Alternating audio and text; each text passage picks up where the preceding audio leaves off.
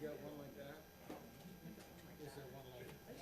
Yes, do you want me to get you one? I'll go get one if you tell me where they are. Thank you. They're just right here.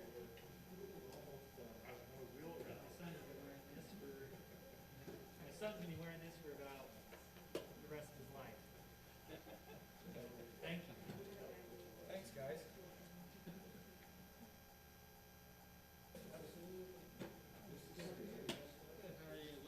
Centennial celebration there. I tried not to touch it, but A little hard. in a package of Here. You got it? Oh, okay. I had a client do this one because I went to their house the first time with my regular mask and they kept having it. Great.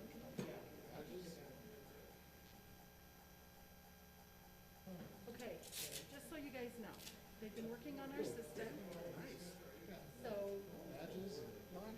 not gonna bug you tonight. Do your best, because I don't know, the problem we've had is I can't tell, like sometimes it looks good, and then I go to do my some of the past recordings. Other times,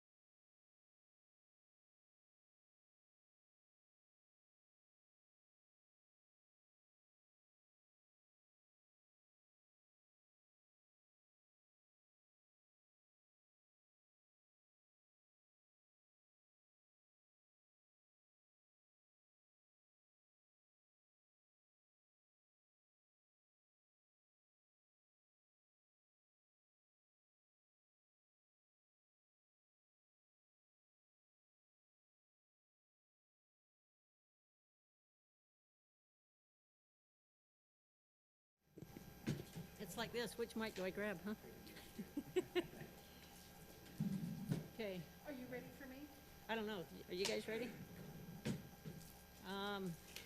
Sure. Okay, we'd like to welcome everyone out to our work meeting this evening. July 16th. The time is now 5:33. We're excited to get started here.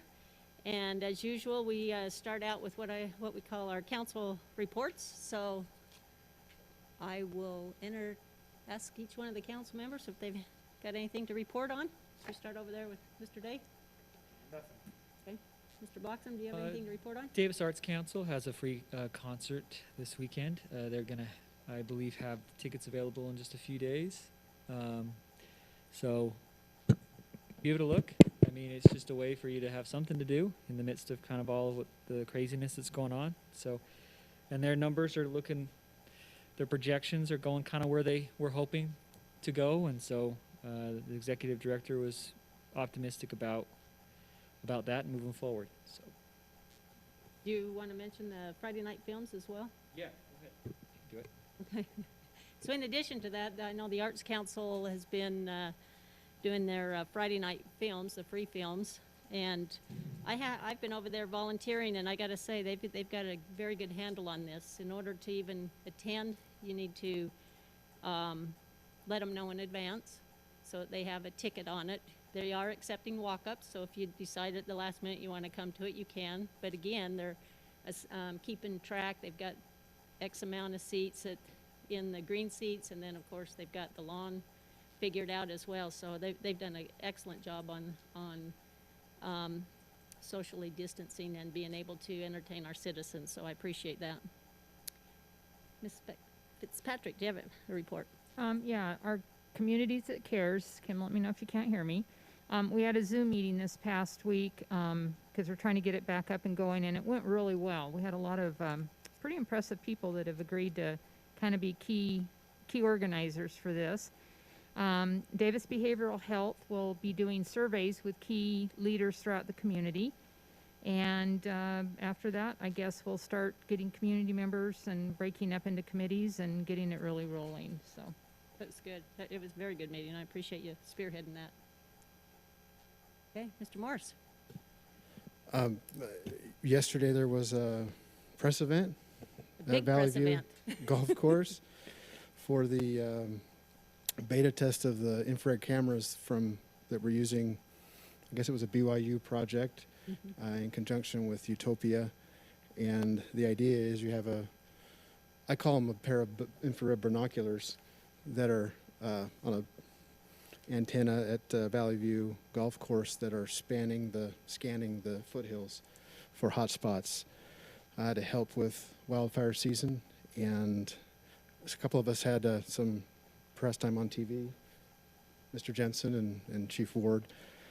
But that's exciting, especially with fire season well underway. Any 5 minutes, 10 minutes, a half hour, any sort of early detection is going to be helpful in those first few minutes to help mitigate a fire. So glad we're part of the test. I guess there are 2 others in the state that are set up right now, and we'll see how it goes. Okay, and we appreciate your service on that Utopia board, because Utopia is the one that's was able to make this happen, correct? Yeah. Hey, Clint, I didn't see the report or anything. Do you know how far that thing scans? It was 10 to 20 miles is what that one is doing. So it covers pretty much that face then. Yeah. And I think that Chief said in his media comments that they had a spark or something on July 4th, around July 4th, that they were able to see and monitor using the camera. So they've already had some use out of it already.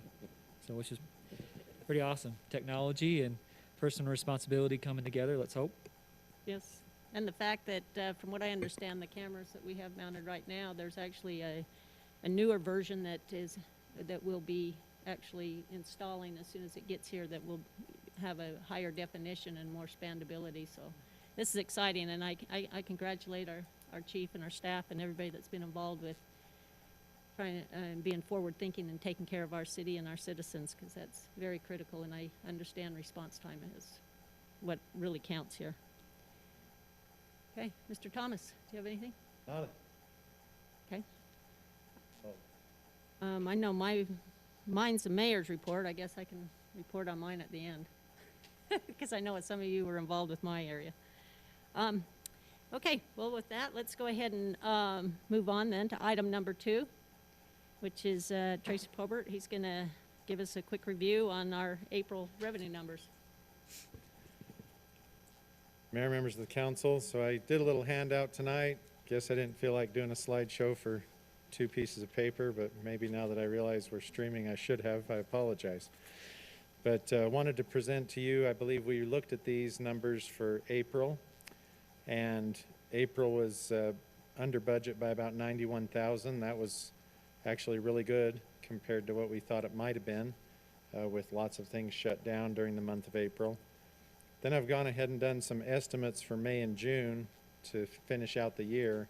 We won't get those numbers May next week, and then sometime in August, probably around the 20th of August for June. If we take 6% of what we received last year in sales tax, that's a number that the state's been floating around out there, is around 6% reduction. I don't think that we'll actually be that far down, but I figured I'd err on the side of caution. So that takes our May and June down below our budget each of those months, a pretty good amount. Overall, for the year, we'd be under budget by 234,000 if that's how that materializes. So down about 1.43% on the year. So that's, I think that's in a great position. That's good. And also to remind you that budget for 2020 was a pretty aggressive budget. We'd been conservative for a long time on those sales tax numbers, and in the 2020 budget, we ramped it up a bit, so that should be good. The next page was to give you an idea of overall general fund, not just sales tax, because we obviously have multiple sources of revenue in the general fund. Sales tax just happens to be the largest. And you can see the middle column 2020 budget versus what I'm estimating for the end of 2020. Some of those things have already come in. For example, licenses and permits, up 430,000 over budget, about 170,000 over what we got last year. And so those numbers are still looking really strong. The number that I have in there for intergovernmental on that line, that number will change as we close out the year end and we reconcile all of our different grant programs. We just aren't to that point yet, so I can't guess what the number would be, but it should go up, and so the negative number in the last column will go down. Overall, if you look at the general fund total, I would anticipate the general fund revenue will be about 150,000 ahead of the budget, and so that puts us in a good position for the end of the year. Are there any questions? And as you look at these, if you have questions, feel free to give me a call. But I think that's probably about where we're going to end up.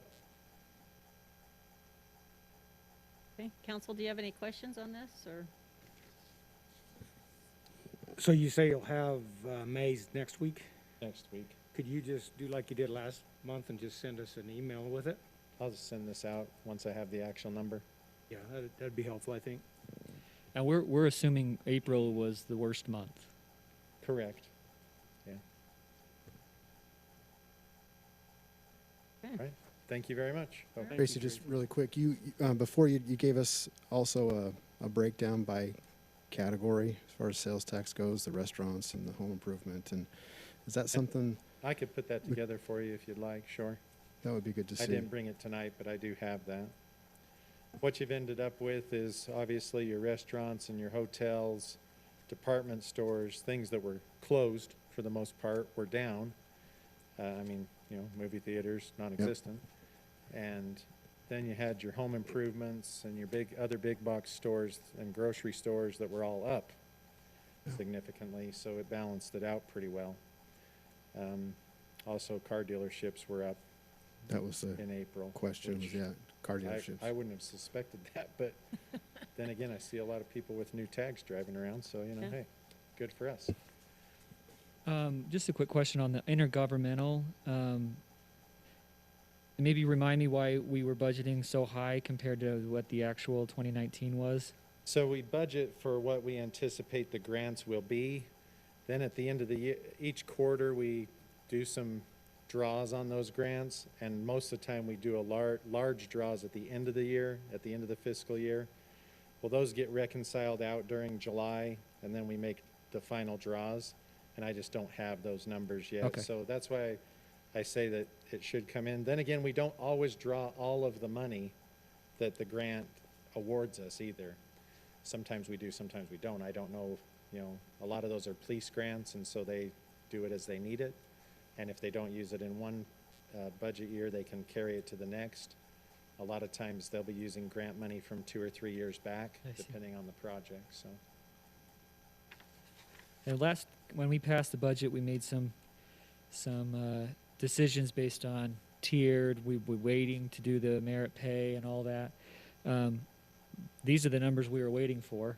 So is it your understanding that April is going to be the worst month, May is going to be better, and that we can kind of see this thing not cratering out like we thought, like we worried way back in March, and that maybe just kind of your idea of if you think that, in your professional opinion, if you feel like it's that we could move forward with those merit pays based on this information and what you think May's going to look like. Right, so based on what City Manager Alex and I discussed and what we discussed with the council, we'd be better off waiting a little bit, because even though I've estimated these numbers, there's no guarantee of what they're going to be. If our home improvement and grocery and things were really high and they fall back into more of a normal range, it could be a little worse. So it'd be better to hold and see what happens, like we discussed. I don't think we're in a hurry to move forward. We want to move forward cautiously, Right. like everybody agreed, so. That helps. Thank you. I think we were talking more like in the fall. Yeah. Assuming he's gonna Yeah, and take I wasn't saying do a it now. deeper It's dive just, again. I was just saying kind of the means of travel. We're moving in the right direction. I mean, The mine end of down August, a point and a half. I mean, at the end of August, we'll have most all of these numbers solidified. We'll have our final sales tax, our final B&C road money. We'll know where all that stands. So, okay. Probably first meeting in September when I report all those numbers. They won't be audited numbers at that point, but they'll be ready to be audited. Okay. And then we could start having those discussions, I believe. Great. Thank you. As a community, we're fortunate that the economy's diverse. If we were just in one area, if we were just known as the movie theater capital, we'd be in trouble. But because of long-term planning and great planning from the Community Economic Development Group, this group, past councils, we've got to keep the economy diverse, and I think we're doing that, and it shows when you have something as catastrophic as what has happened economically, and to see these numbers and have them not be as bad as we were fearing. That's, again, it shows how diverse and strong the economy here in Layton is, and we gotta keep that up. So thank you. True. Okay. Thank you. All right, thank you. Okay, we'll move to item number 3, which is a presentation on our street lights. Terry Colburn will be presenting that, and I understand Mr. Jackson may be joining him. Okay.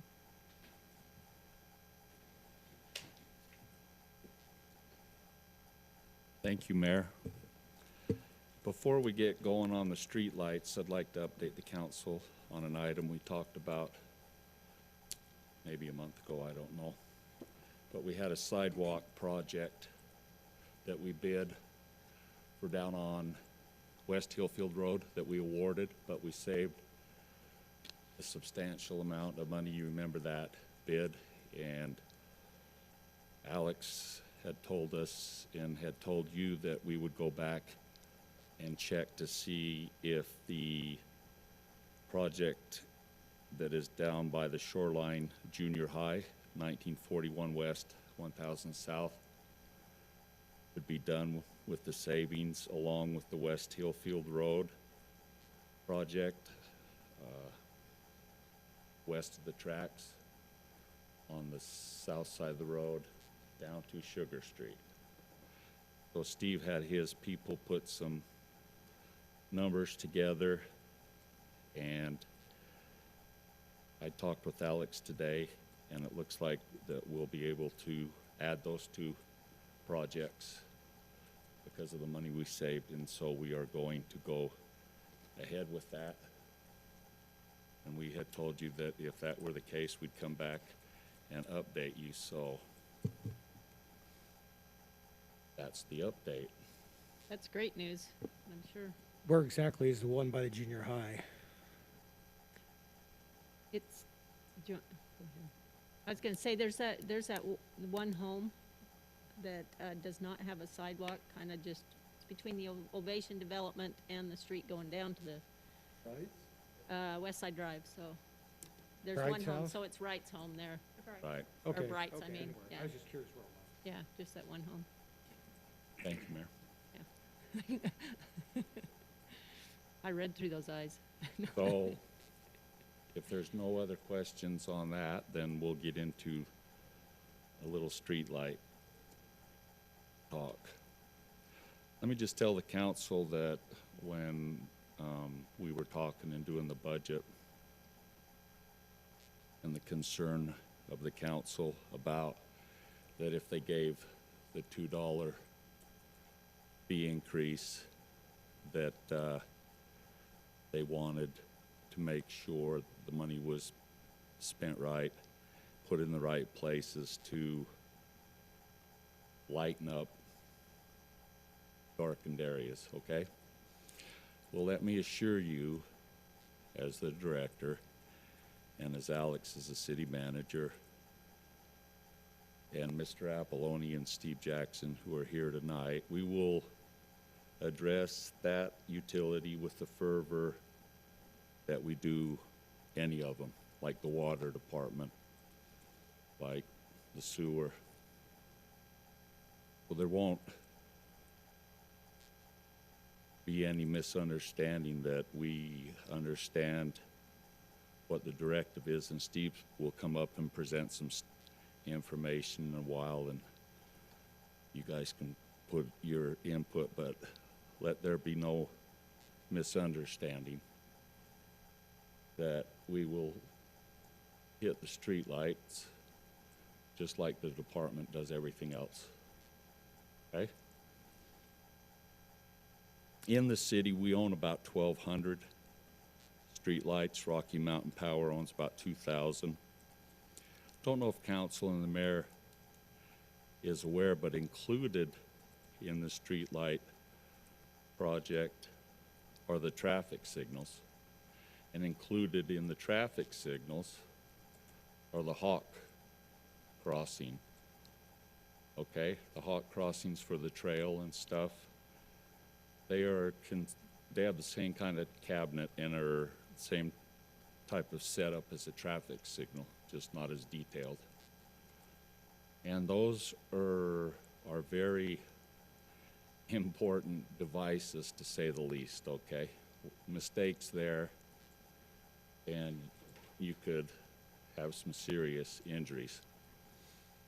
And credit has to be given to Paul, my assistant, because as we grew, he's had to teach the people that take care of those street lights and hawk crossings. And knock on wood, we haven't had any incidences at those. But the neighboring cities, whether it's north or south, I think between the two of them, they have one traffic light. The rest are done by the state. So that is also included in the streetlight project. So with that, I'll turn the time over to Steve and let him present.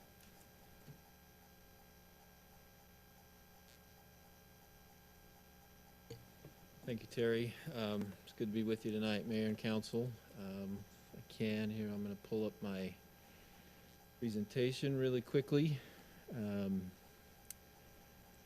So I just wanted to briefly review some of the items we've discussed about our street lighting system, and then also show you one of our tools that we use to design and to lay out our street lights and then help maintain them. So as you recall, I presented some slides just on the initial costs of these street lights. They're not by any means the gold-plated Cadillacs, but they are a very high quality light that we install. They have a nice architectural decorative look to them, and they're very durable as long as people don't hit them with their vehicles that we unfortunately have happen sometimes. But the street light costs, the residential street lights are these SLO2s, and they're just the numbers that we have so that we know which lights are where.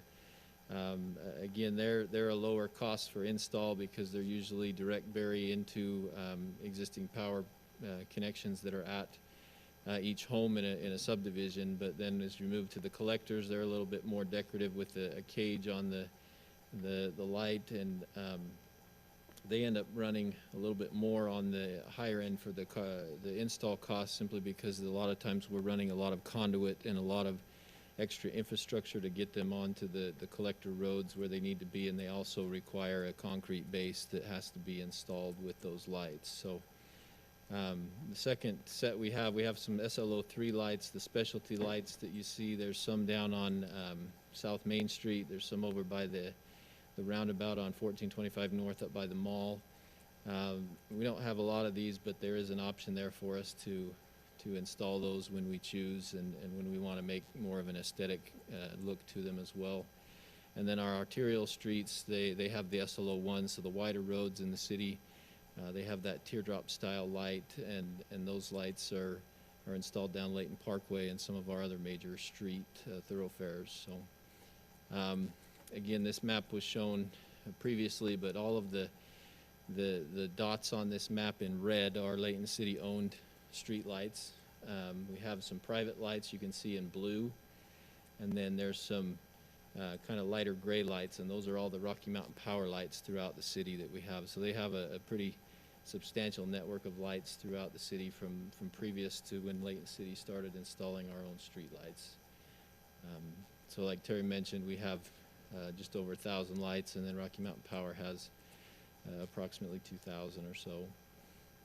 So I wanted to kind of review how we lay our street lights out in the city. There's a lot of questions people have as to why they don't have a street light right in front of their house, or why, their neighbor has one and they don't, or we have some people say, why can't you put the light away from my house because I don't want it in front of my house.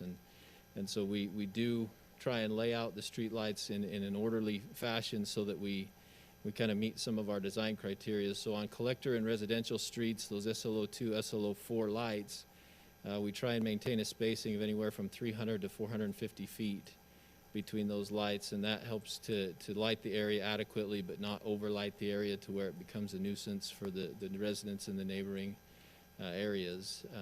On the arterials and on roads where we alternate the street, the lights on the sides, either side of the street, we typically have to use a 250-foot spacing because the teardrop light doesn't spread quite as far as those SLO2, SLO4 lights that we have. So that's why they're a little bit closer together when they're on alternating sides of the street or on the arterials. Some of the focus areas that we look at when we're trying to design these lights is any intersection that we have. We want to make sure there's adequate lighting at all the intersections, as well as any crosswalks or curves in the roadway that might potentially create a hazard if there isn't adequate lighting. And then also cul-de-sacs and dead ends, we get a lot of requests for lighting in the ends of streets just to make sure there's not any, allure to having a dark area back there. Some of the other really important considerations we have to take into account is where is the power available to us. Sometimes we'd like to do it a certain way, but the power sources are so far away that it's cost prohibitive to actually get the power to them if we don't do some design modifications. But we still strive to meet those spacing requirements that we have listed up above. And then sometimes existing utilities are a problem. A lot of times we have irrigation, flood irrigation lines in the park strips that don't allow us to place our street lights on either side of the road, or one side only, and so we have to take a look at that. And then also development as it's occurring. If there's currently developed parcels and undeveloped parcels, then we look at what makes the most sense. Is it a future development thing, or is it something the city needs to go in and create a project to enhance that roadway? And then also roadway accesses for businesses and churches and other things, so that we can ensure that those are treated as intersections, even though they're not full roadway intersections. We treat them as such so that there's adequate lighting to make sure people entering and exiting those accesses have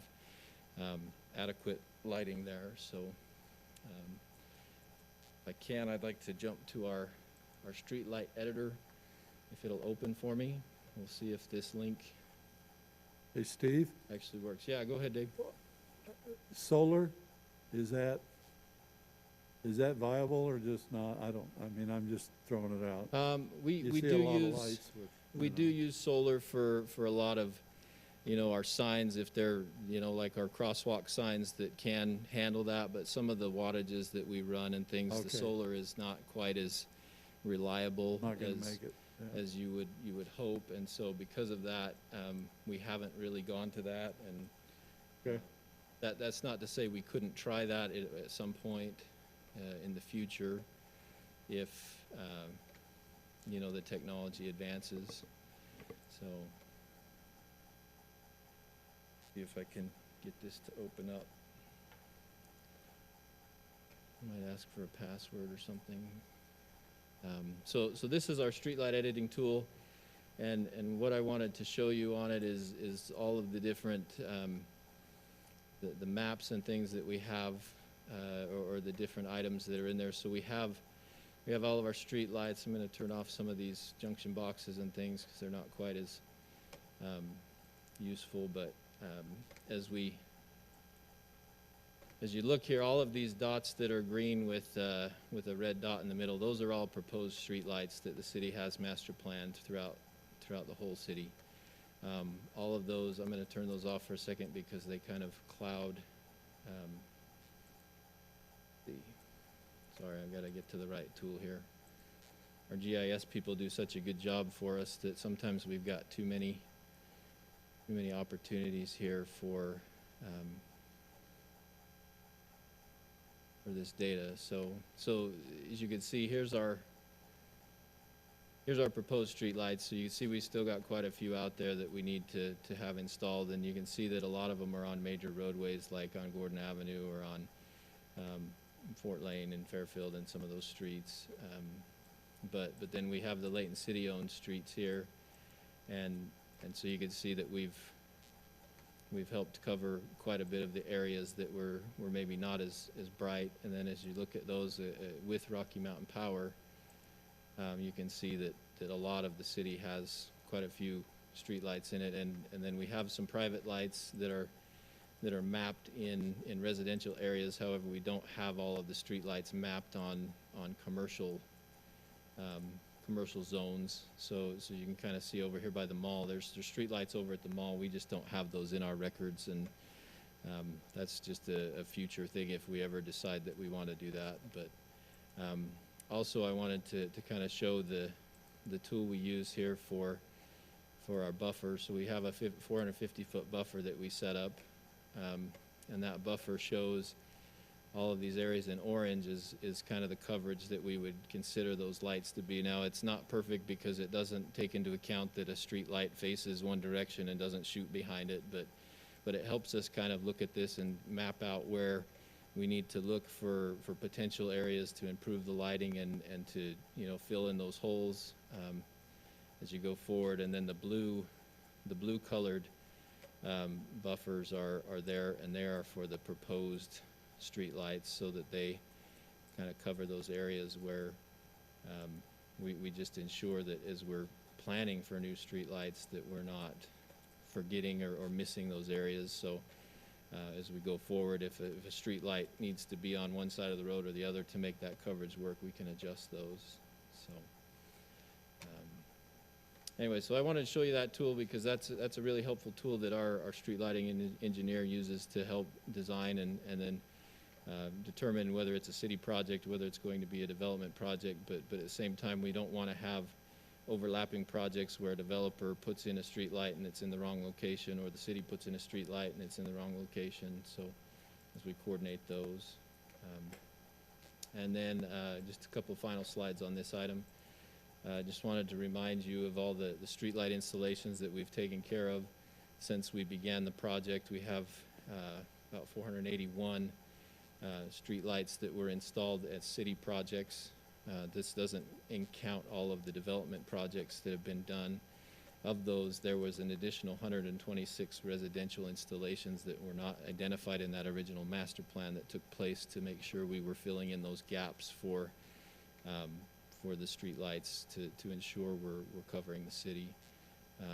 And then just a reminder of the ones that were planned, there were only 9 lights that did not get installed, and a couple of them are from right-of-way issues, and then there's 9 over in, or excuse me, 7 in the Cook subdivision where each home has its own yard light, and so there's kind of some nuances to taking out somebody's private street light in their yard to put in our own public street lights. So those are the 2 that are not complete from that original master plan.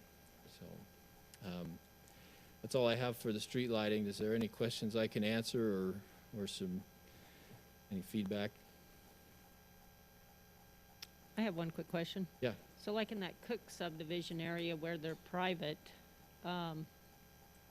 is there a plan to identify certain homes and approach those residents, or are you just putting it on the table for now? I'm not sure what. Yeah, I you're mean, we've kind of tabled that one for now because we're not sure that the lights are old enough to need to go be replaced, but there's some, we got to figure out where the power connections could be. Some of those streets actually have the street light there, and then the power meter is connected to those lights that connects to the home. And so if we went to take out somebody's yard light, we might also have to replace their entire electrical service to their home in order to make the connection. And so it's been on the list, but because of those yard lights, we felt like there was, adequate lighting. It just wasn't city-owned street lighting. Steve, Yeah. what's the maintenance plan for the Rocky Mountain Power-owned lights? So as we've been looking into the Rocky Mountain Power lights, I believe at the time the cost was cost prohibitive to just go in and start replacing all of those lights. However, as those lights start to expire, I guess, with their service life, we've had a few that are fiberglass poles and they start to bloom, they call it, where they actually start to peel apart. We've actually gone in and started to replace those with our own lights as we see those needs. But that is part of what my staff and I are working on now, is to identify, have we met all of the existing needs from the city in areas that are not lighted and or maybe underlighted, like the Cook subdivision is kind of on that border. But then to start looking at areas and saying, okay, are we at a point where some of these Rocky Mountain Power lights need to start being replaced? And so I think you'll see some of those projects come through where we want to go in and possibly replace those lights. I thought, are they ours to replace? Rocky Mountain, I heard somewhere in a meeting that we weren't gonna buy their old pole, whatever. Yeah.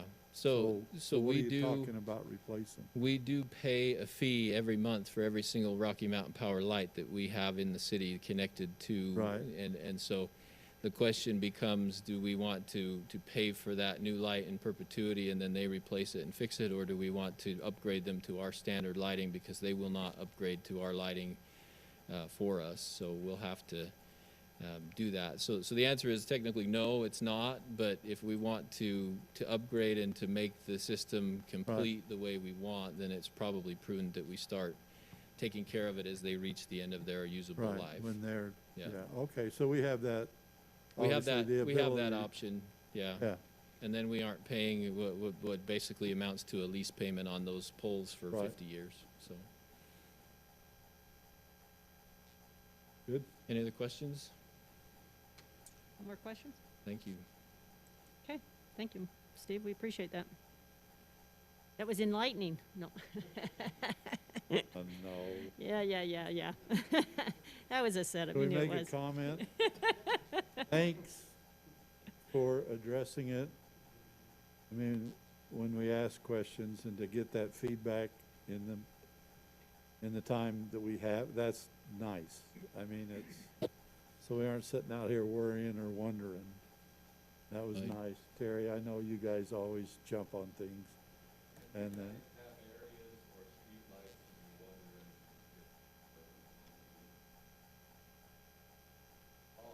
okay. Yeah. Okay. 'Kay. Thank you, we appreciate that. Okay, we can move on to item number 5, which is, no, 4, excuse me. Four? It's 4, Okay. the development guidelines and design standards. Okay, perfect. So I think this question came out of our last update to the design guidelines and standards, and there were some questions regarding the requirements for LID, or what's called low-impact development standards. So I'm going to start with the low-impact development standards as they relate to stormwater here in Layton City. Just a couple acronyms I'm going to use because I can't speak enough to say these over and over again, but low-impact development, or LID, is an approach to land development that uses various land planning tools to mitigate, you know, potential problems with natural resources and infrastructure costs, to keep them down. MS4 stands for Municipal Separate Storm Sewer System, so that's why I can't say that one over and over again, because it's a tongue twister. But basically, that's the system that the city owns of their stormwater that conveys water to the state, or waters of the state is what they're referred to. But it doesn't include a combined sewer, so we don't have any combined sewers here in Layton, but basically it's our city storm drain system. And then BMPs are best management practices as they pertain to stormwater. You know, they're either structural, vegetative, you know, whatever, to be able to reduce water pollution as we manage this program. So just kind of a recap really quickly. Federal regulations have evolved, and they require us to implement additional efforts to protect water quality and reduce the impact of development. In the past, there was kind of a just, you know, go develop and do whatever you wanted, and that was not necessarily evil, but it was not what they're seeing. There's some major impacts to paving and building homes and things, and so at the beginning it was basically don't let the flows that are the peak flows coming off your site exceed what was a pre-development condition. So that's what we've been operating on for quite a few years now, probably a couple decades. And now the shift has gone to what is this on-site retention of the 80th percentile storm. So instead of just saying, hey, don't let the peak runoff be more than X, they're saying not only can you not have that peak exceed, but you also need to keep whatever water was going to stay on your site in perpetuity. Excuse me, in perpetuity, so that you're not changing the dynamics of the ecosystem and the hydrology and the hydraulics around the area. So with that, the EPA has granted the Utah Department of Environmental Quality primacy, which means that they have the right to manage this program for the state of Utah, and we're beholden to those regulations through what is called an MS4 permit. We have one issued for Layton City that allows us to discharge our stormwater into waters of the state, which include, you know, Case Creek and Holmes Creek and all of the waters that we have that eventually end up in the Great Salt Lake. So with that, one of the big changes that has come about recently is low impact development. Instead of allowing us to, you know, just discharge into the streams, they're telling us we have to minimize wherever technically feasible to, you know, infiltrate, evapotranspire, and harvest storm water on the site. Any new development or redevelopment that occurs that disturbs greater than an acre has to manage that on-site water up to that 80th percentile storm, which is equivalent to about 0.45 inches of rain when it falls during that 24-hour event. So developers are now required to provide us with what's called a stormwater quality report, where they analyze the BMPs that are going to be most effective for LID, and then they have to document those as they submit their plans to us, and we have to verify that they're not going to create negative impacts based on their development. So the Utah Department of Environmental Quality created a guide for everybody in the state to use in order to help assist in this implementation. Part of that was Layton City in the rules of this new permit was required to allow at least 5 LID BMPs to be acceptable to the city, or by default you were accepting all of the LID BMPs that were included in that document. So with the passage of our last update to our standards, we now have, I believe, 8 of those in place that developers can use. So In this document, I'm going to show you a few pages of the fact sheets. They hired Michael Baker and another environmental engineering firm to put together this document. It's 155 pages, so I'm not going to bore you with it, but if you want a copy, I'm happy to share it. But it goes through basically the effectiveness of each one of these BMPs, the functions, when you use them, when you don't, calculation of how to determine, to size them correctly, installation guidelines, and then maintenance requirements. So we have this chart in our guidelines and standards now. We have 3 items here where we will allow them to be publicly owned city facilities, and the remainder will need to be privately owned facilities if they're chosen as their LID criteria for the development. So as you can see, rain gardens, bioretention cells, bioswales, vegetative strips, they're all kind of in those green roofs. Those are all kind of related to green vegetation things. Infiltration basins, underground infiltration galleries, they're more similar to our detention, retention ponds.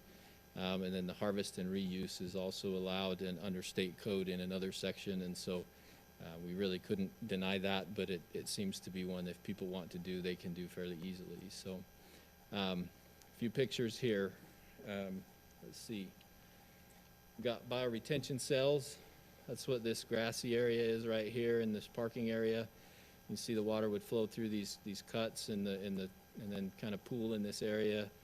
You can see it's very high effectiveness for all these different nutrients and bacteria and oils and grease and things like that. Bioswale is kind of similar to that, a little bit less with the nutrients and the metals, but still effective for parking lots and parking areas. Vegetative strips are very similar to what you've seen around the city now. It's kind of swales that are out and about that help to take care of that water. And then green roofs are allowed. We don't have any here in the city, and I don't anticipate, unless we have some pretty major structures built, that these will be popular, but they can be very effective for kind of roof runoff on big structures. Again, infiltration basins are similar to our detention basins we have now, except that they actually allow water to infiltrate into the ground instead of just being captured and then dispersed at a slower rate. These infiltration galleries that are underground are allowed. They're buried, usually covered in gravel and fabrics, and they are put to use under parking lots and other areas in maybe tighter sites that don't have a lot of open space to create those. Steve? Yeah. Is that what they're putting at the temple site? Yes, they do have an underground infiltration gallery. It's quite a bit bigger than the one pictured here, but they do have a Big one on the west side of the yeah, site. the big I've one been on the watching west it. side. It's a big corrugated metal. So that's not just to store it and then put it out in the storm sewer, that will actually infiltrate into the ground? It's a hybrid system, so A little bit of depending both on, then. yeah, a little bit of both, but it will collect all of the water and meet these requirements. And then harvest and reuse, there are certain requirements from the state.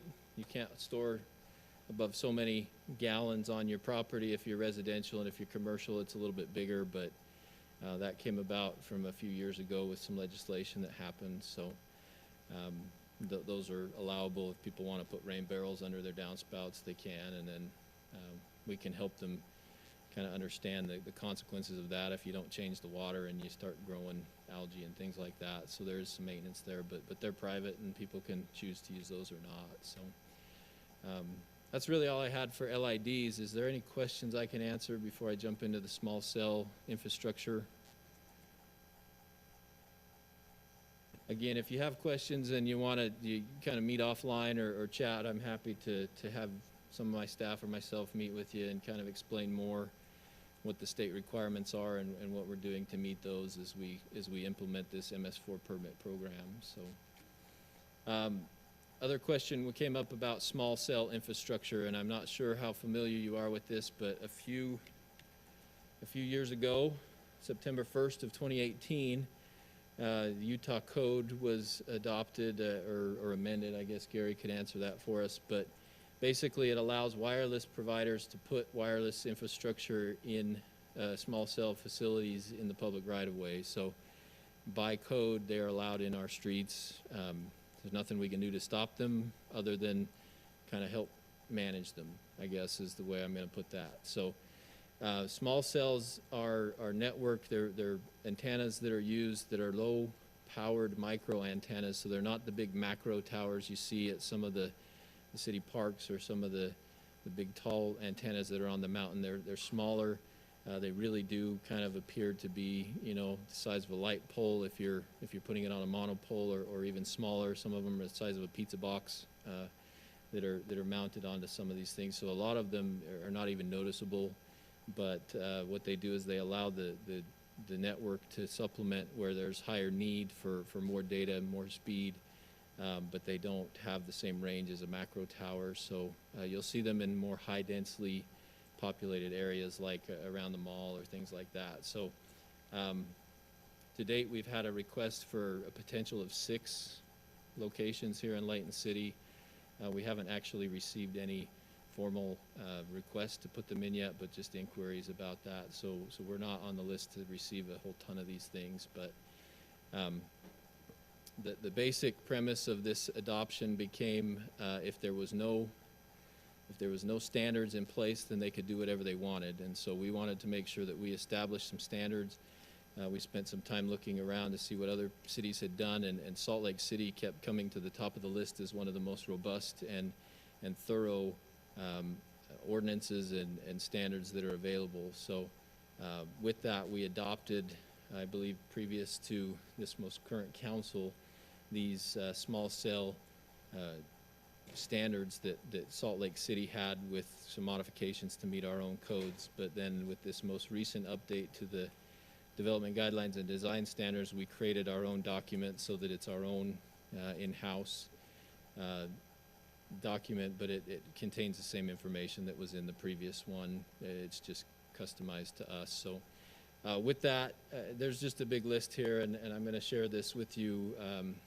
I'm not going to read them all, obviously, but Kim can get this to you and you can read through them. But basically, we're concerned about aesthetics and where they're putting these things, and making sure that they're not going to be a nuisance for people, making sure they're not big and obtrusive, and then they have to be shrouded and other things to make it so that they kind of blend in and try and be less of an eyesore than what some people feel they could be. There's also, you know, things about the lights, so you can't have a big bright light on the side of the thing unless it's required under federal law. You know, the power and stuff need to be appropriate based on Rocky Mountain power requirements and things like that. They have to be able to identify them as what they are, so that if there was any concern about radiation, people would know that there's you know, RF signals coming out of a box or something like that. But nothing really crazy or nothing, you know, big, you know, and obtrusive for those things. So we have 4 different types of installations that are permitted. With the city, they can go on existing utility poles and existing utility lines. They can go attached to our traffic signal poles or UDOT's traffic signal poles. They can go attached to street lights, or they can be freestanding on what are called monopoles. So our ordinance actually requires that they go in this order of preference. So as they're looking for sites, we want them on strands attached to a utility pole or attached to the utility pole first and second. Then we would allow them on either our wood light poles or our metal street lights that we have. That's just kind of generic because we do have some Rocky Mountain power lights that are wooden poles with a Cobra head on it. Then we would allow them on an installation of a monopole, and then lastly we would allow them on our traffic signals. We would do everything we can to not have them attached to those traffic signal poles, just because we don't want to have any kind of issues with our traffic signals or interference that goes on with those. So a couple of questions people have: what are they going to look like? What are they going to be? So small cell attachments to street lights, the items on the right here, those are unacceptable. You can see how big and bulky that is, and then how kind of squat and round this one is, so it just kind of looks out of place, whereas this one on the left, you know, it looks kind of like a base that you would see on a standard street light, and then the antenna part is this thing right here that sits above that street light. So those would be what would be considered acceptable to us. We would make them meet our standard street lighting black powder coating that we have as well. And then I'm not going to read through all of these, but there's locations here that say you have to put them in certain places so they're not obtrusive. They need to be so many feet away from driveways, and and things like that, but this will be in the set of slides that you guys can look through. And then the question comes up, what about residential areas? So in residential areas, on any street that's less than 62 feet wide, which includes all of our residential streets, they can't put those in unless there is insufficient wireless service. There's no other feasible options to do it. And then it needs to be in the park strip. And so we have tried to limit where they could try and go, so that we don't have them kind of sticking all over the city if someone chose to do it. But we aren't seeing that. The cell companies are not telling us that's what they're interested in, but it is in there to kind of help protect it from being a nuisance. So, and then that would be what a monopole looks like in a residential neighborhood. It would need to be on the property line, and it would need to be a minimum of 15 feet from a tree, or at least 5 feet from the property line. And then in commercial areas, we would want it to not obstruct, say, the storefront here with their access, and so they would need to place those in appropriate locations. And then for traffic signals, basically everything's got to be in a ground-mounted box away from the signal. They have to make sure that there's no electrical, physical, or radio interference with it, and then they would also have to provide an analysis that says that it's not going to interfere and that it won't interfere with anything into the future. So anyway, I'm happy to answer any other questions or meet offline and talk in more detail on those things, but I wanted to leave some time for Chad to get his items taken care of. So I have one quick question for you. So on the illustration that you gave us there, and how it shows that it will be at the base. Go back one more. This one here, or this one here? Or One more. This one? Nope. On our street light poles, right there. One here, yeah. So my concern is that going to cover up our Layton City design element that we have on our poles now? It should not, because everyone that we've talked to has said they're willing to work with us and make sure that it meets all of those design aesthetics that we have. Again, I've only had 6 requests, and none of them have been to use an existing pole that we have. So, but that is one of the requirements. It has to meet our same design aesthetic that we have with our light poles now. And if they have to replace it in order to do this, we'll require them to meet that same look. Okay. So that, so if they do need to be at the base and that does cover it, then somehow we'll incorporate our existing look so that we have that continuity then throughout the city, correct? Yeah.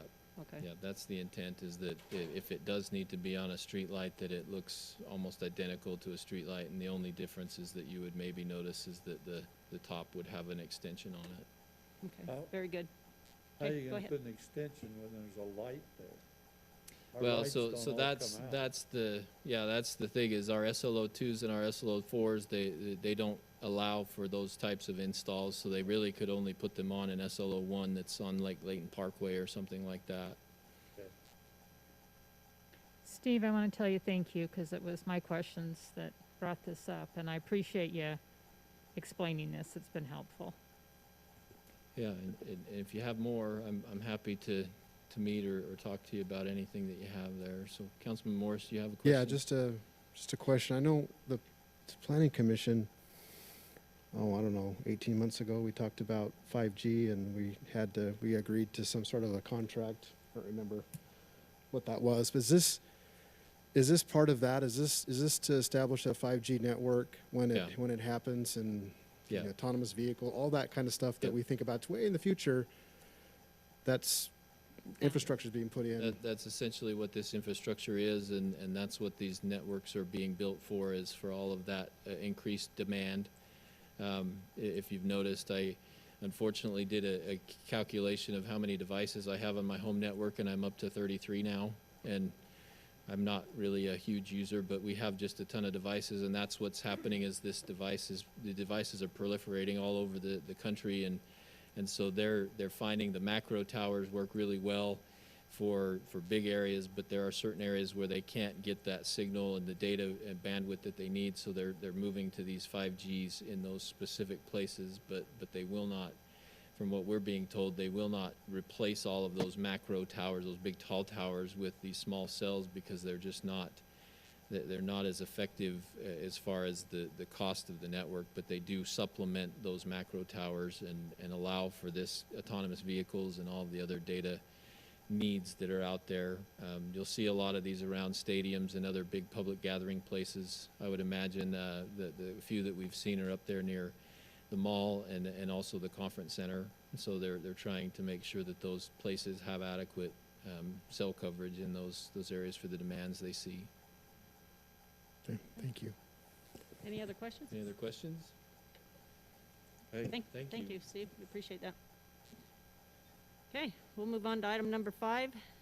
And Chad Wilkinson will presenting. Actually, I'll just go ahead and let everybody know now. You'll have 5, 6, 7, and 8. So Thank you. you have, 20 minutes? 25 Okay. minutes max? Thanks, Mayor. I'm going to go through these fairly briefly, and I'll be happy to answer any questions if I can. The first one that we want to talk about is an amendment, and we've got our city council stuff here, or our regular meeting stuff here as well, excuse me. Let me turn that slideshow on. So this is an amendment that's proposed by an individual citizen. It's an amendment to our setback tables for side yard setbacks for accessory structures in the RS zone. This is an illustration of what our existing, on the right-hand side, that's the existing setback requirements for an accessory structure in the RS zone. On the left-hand side is the proposed setback standards. It's a 20-foot versus a 30-foot setback. You'll recall just recently, within the last couple of months, we had a request by another individual who came and asked us to modify the corner lot setbacks in that RS zone for primary structures. That's what was approved by the council, was a 20-foot setback.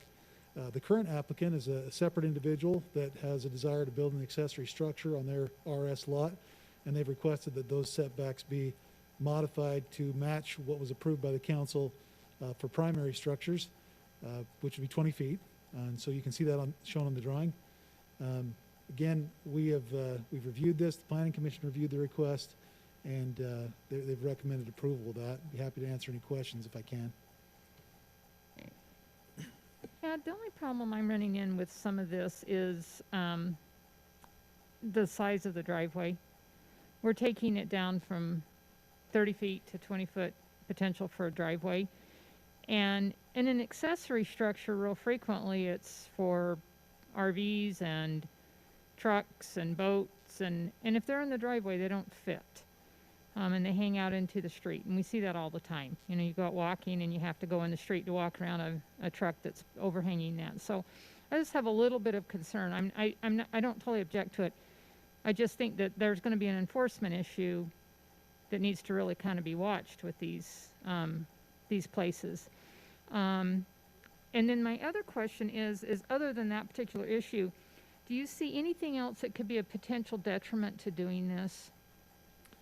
You know, staff's somewhat neutral on this question. I think we don't see any detriments. We don't have any opposition to this particular amendment. We do think that 20 feet is the bare minimum that we'd want to have for a setback, so we would definitely not be more comfortable going any less than that.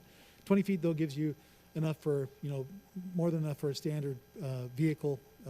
Certainly things like RVs, boats, things like that, we would have to monitor from a code enforcement standpoint.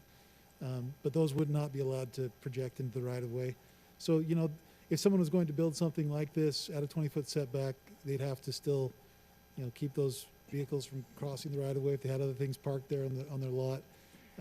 So we don't see necessarily any additional detriments. They'd still be able to meet all of our vision clearance triangle requirements for the driveways.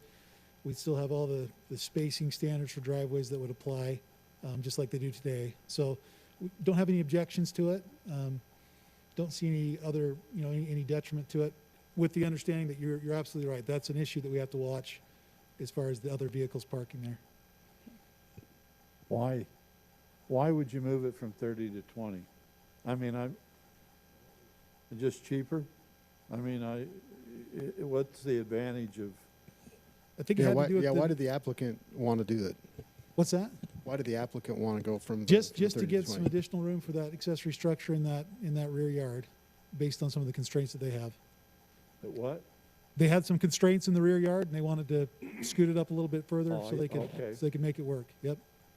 So I have a question, if anybody knows. How long is a a double cab truck with a long bed?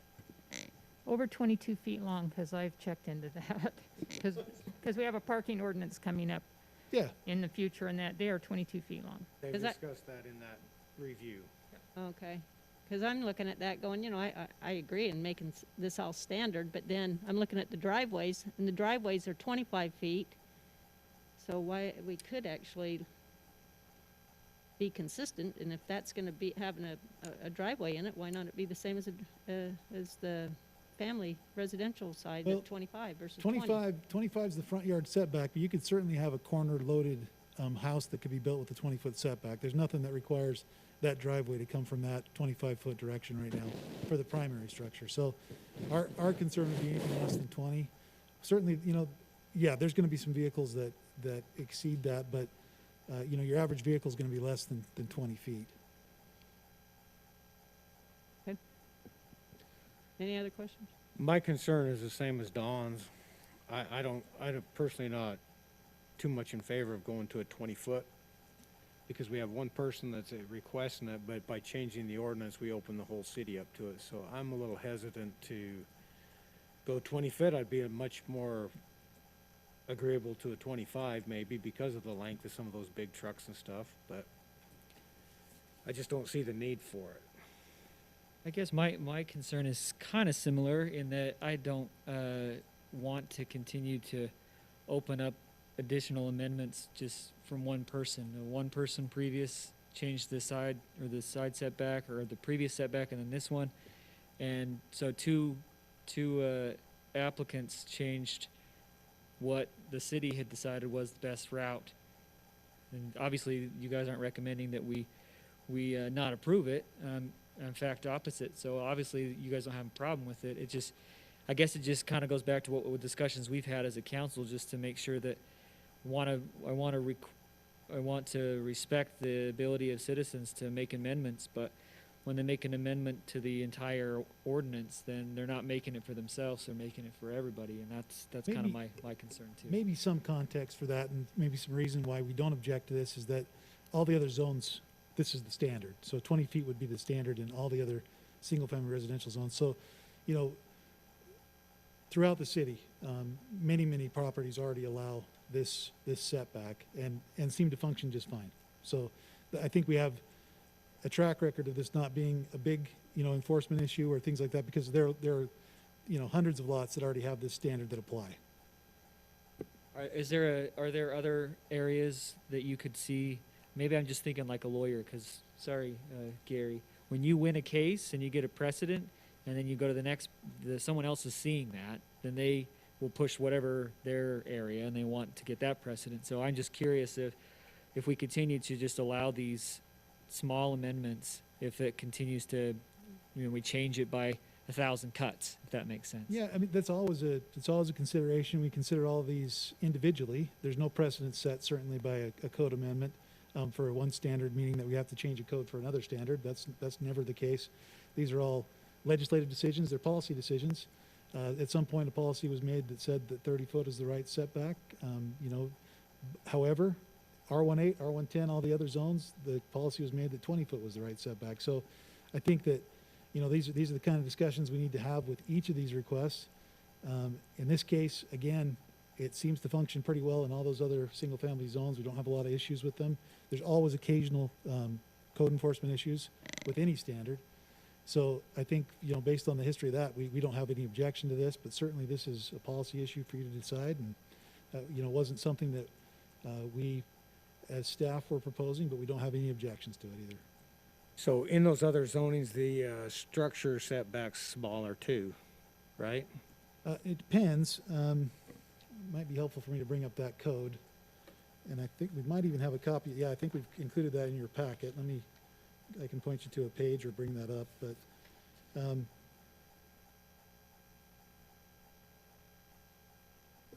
so for R18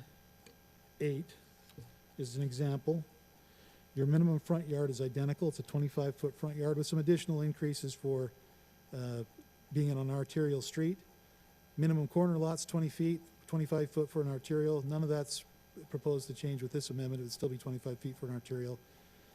So on that particular zone, R18, it's exactly the same. R16, same. In fact, now that I'm looking at it, I don't see that there's any of our single-family zones that are anything different from what this proposal is. They're all 20. What about R110 and RS? R110 is again, 25 feet and 20 feet for the corner side. So RS is the only zone right now that has this additional 10-foot setback. But that's the one we're trying to change here tonight. That's right. Yep. So again, what we're saying is that we have all these other zones that currently function this way. We haven't seen any major issues with that.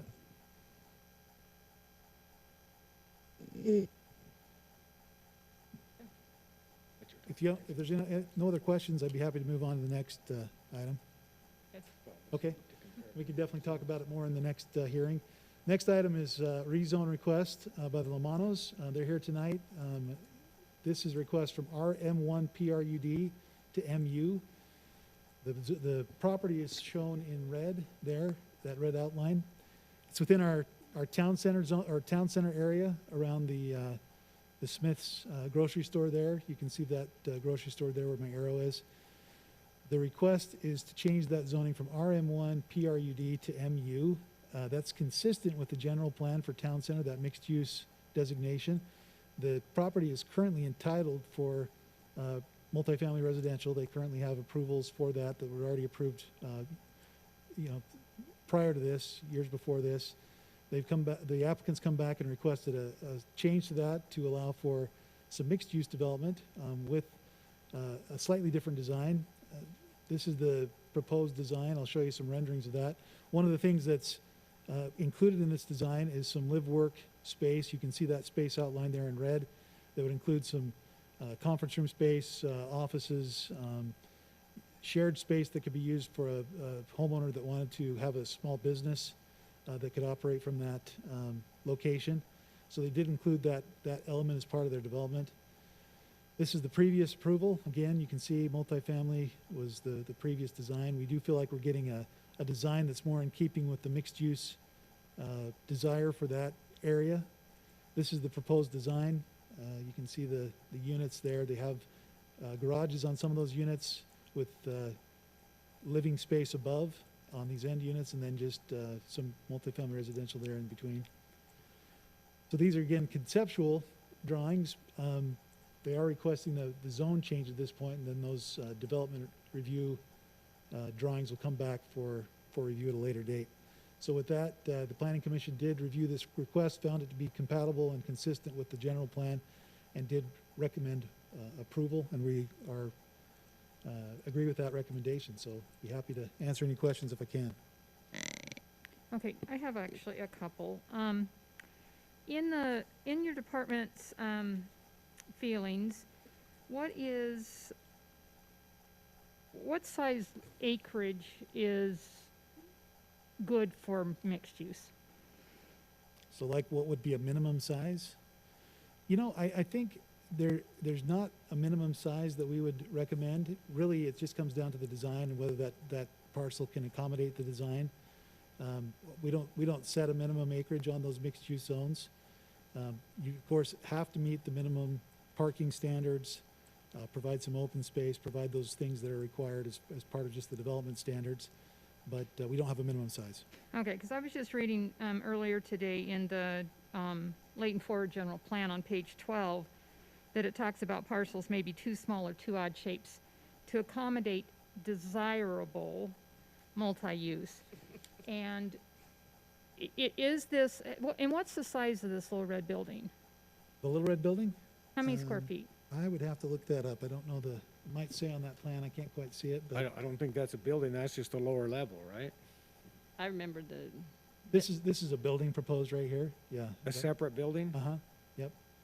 So that is a building proposed, and the applicant's here, and they could probably give you an idea. And is it a single-story building? No, this has got, I can show you on the elevations again. This is the building right here. So it's got 2 stories. Okay, and so the first floor is greater than 12 feet, correct? Because Greater than everything what, I'm sorry? what I'm reading in here is if it's multi-use, there's a difference between the first and second. The first floor requirement in a multi-story, if it's going to have a non-residential use on the ground floor, must be a minimum of 12 feet to the second floor. does that building meet that standard? So we haven't got into the design, but they'll have to meet those designs when they come forward with their. Okay, We haven't, I'm we haven't having- reviewed the official building plans because it's just the zone change portion of Okay. this, but they'll have to meet those standards. Okay, I just have to tell you, I have a real hard time with this one, a very hard time with this one. It was zoned initially RM1 PRUD, which is low density, medium to low density, 6 to 12 units per acre, at a max of 40 units. And we're wanting to go to 53. In my mind, that's a little bit more traffic than that little road can handle right now with everything else that's going on. And I personally don't think one building with a little bit of space, which should reflect a potential commercial use on the ground level. That's our definition of mixed use out of our own general plan in live work units, that this is doing this. I don't know why we just can't take the PRUD standards and take the M1 that it currently has and redesign something and keep the zoning that's currently on it with a little bit of a different design. Okay, thank you. It's consistent with that general plan. I want to just talk a little bit about mixed use. Generally, a lot of communities that I've worked in where we've adopted mixed use corridors, mixed use zoning, there wasn't already a commercial presence established in those mixed use areas. So as an example, in one community that I was in in Salt Lake County, we had an area that had been rezoned mixed use, and we were just dying to be able to find a grocery use that could come there and support that mixed use development that we were trying to develop in that area, right along a transit corridor. So what you see typically is that the development community comes in first and wants to build the residential because that's the most, I guess, the easiest for them to develop, and it's very profitable for them. In these areas, we already have some of that commercial component established, and it's important to remember that mixed use doesn't mean that every single development has to have a commercial and a residential portion. The mixed use can be throughout that town center. In this case, we have some elements that are fantastic that already exist there. We've got a grocery store. We've got some other service providers there that provide services to that town center area. So it can be desirable to have just residential use developed in these mixed use areas, particularly in areas that already have a commercial use established. So when we review these, we're not necessarily saying every single development has to have a commercial component in order for it to be consistent with that mixed use designation. In fact, in some cases, where you have an existing commercial center that could use that additional residential support, we want to have that density higher. We want to have more units that can then support the commercial element so that commercial component can stay viable. So again, our recommendation is that this is entirely consistent with the general plan, and we did recommend approval of this. And I know that the applicant is here and can answer questions about the individual development components if you'd like. Again, this is not the development review stage of this. We're just reviewing the zone, but that's our position on that, and I appreciate that's what we're here for, is to talk about this, but that's our position on this development. I'm going to kind of agree with you, Don. I'm not seeing the huge benefit to a rezone other than that one building. And as far as the elevations and everything, I think they could come back under the zoning that they are and build almost the same layout as proposed here. So I'm having a little hard time as well with the rezone for just 2 or 3 unit mixed use. And the other thing I don't see, and maybe it's because this is a concept plan, but I don't see amenities and stuff for the 53 units, where in an RM1 PRUD, we're going to have amenities. And I think that's a crucial issue too. 53 apartments with nothing to do but walk across the street to Smith's is not, the nearest park is probably City Park. I just think the zoning ought to be left the way it is.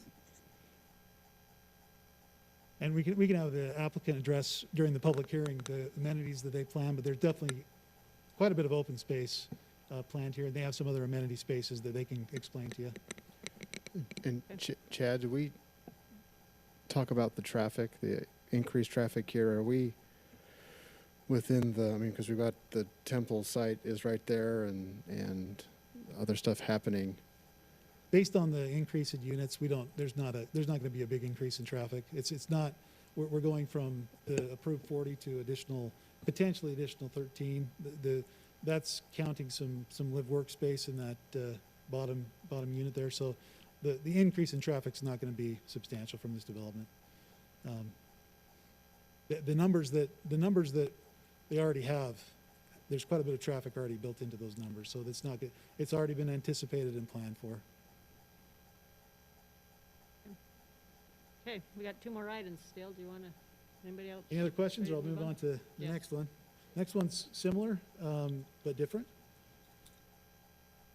This is another rezone request to mixed use.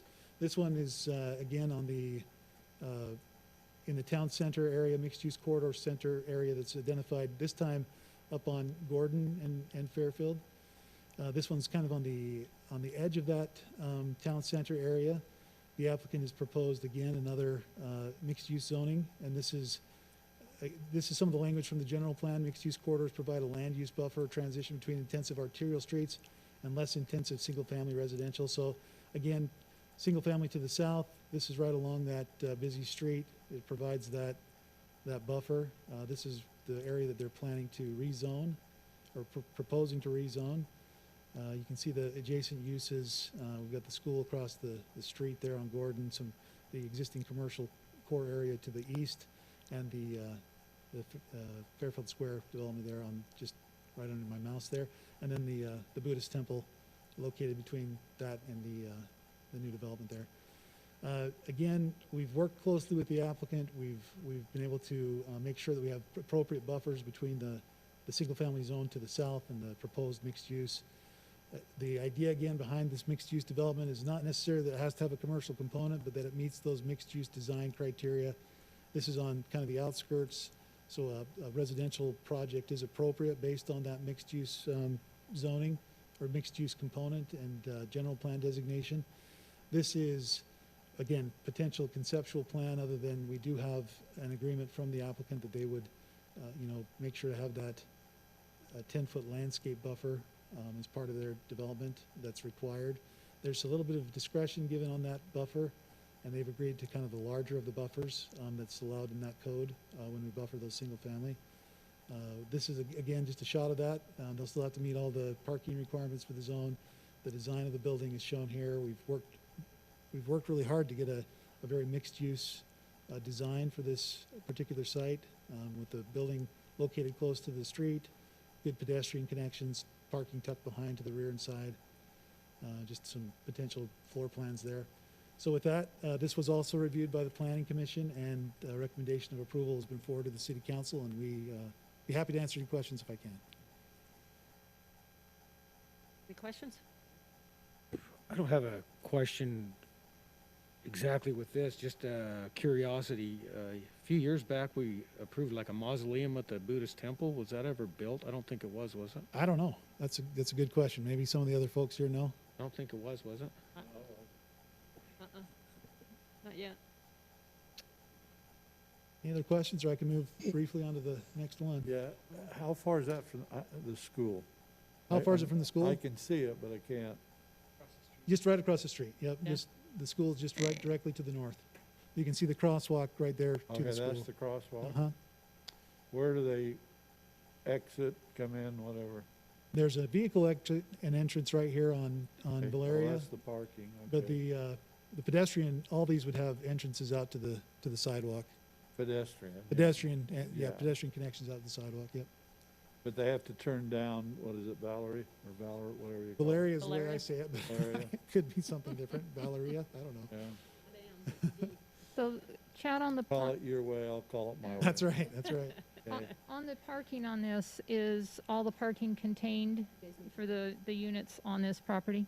Well, so they haven't proposed yet the specific units. This particular property, they would have to get some additional, or this particular concept, they'd have to get some shared parking from an adjacent property, which is allowed in our code, but that could, change depending on, if they can't get that shared parking, they'd have to reduce the number of units.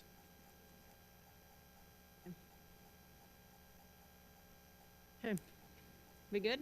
One We more? got one more item here. Okay, I'll go quick. This one's an interesting request because it's a kind of a multi-step process that we think is very in keeping with the general plan and what the desire is for this area. This is a zone change from A agricultural to CH. This is the existing Wasatch trailer use there on South Main. The general plan calls for this area to be business park mixed use in the future.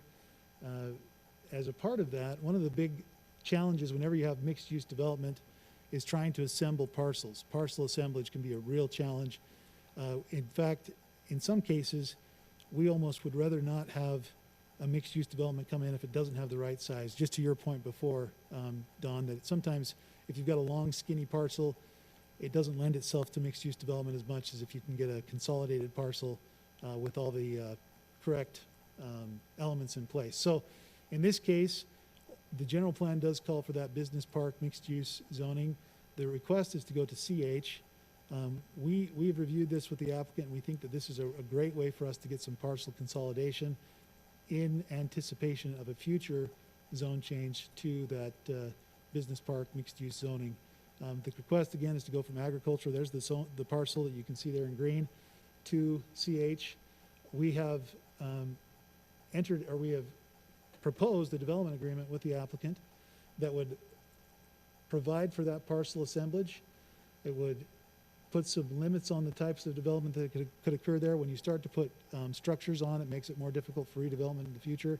So this would be strictly for the storage of these trailers as an expansion of their use there in order for them to continue to use that and have some additional storage, but also to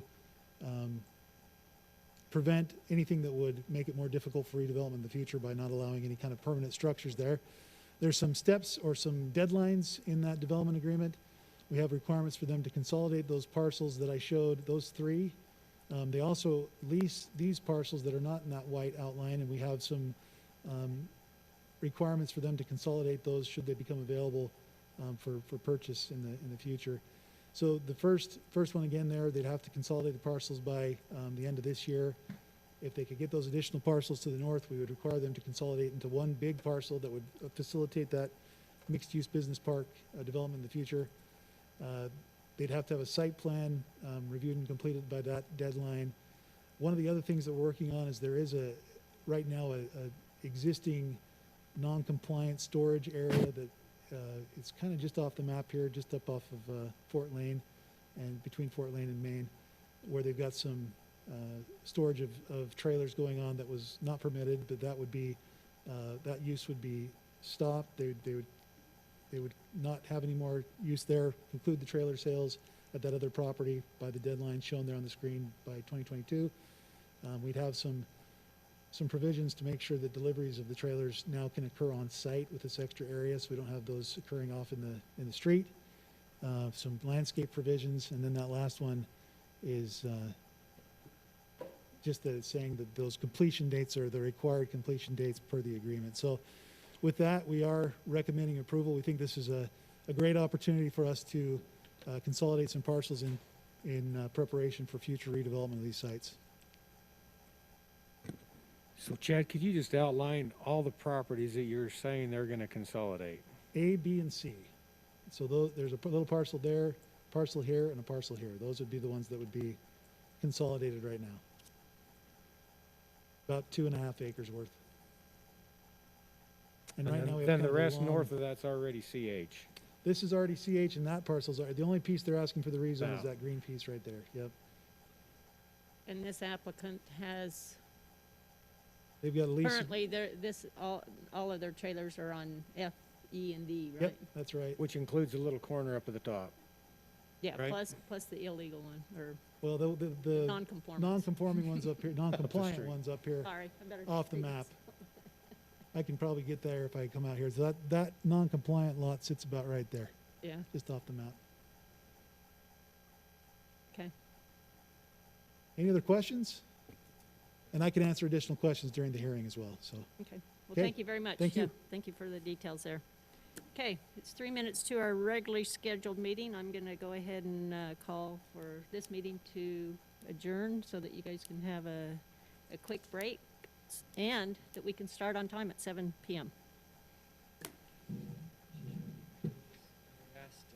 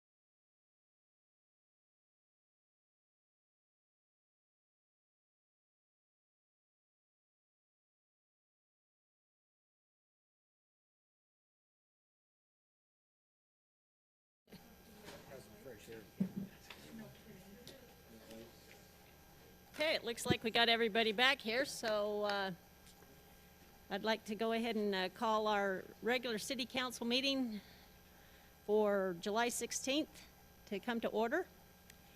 And as customary, like I've mentioned in the past, we've have our opening pledge and prayer and ceremony will be conducted by one of our council members. And this month, it's Councilman Zach Bloxham's turn, so I'm going to go ahead and turn the time over to him.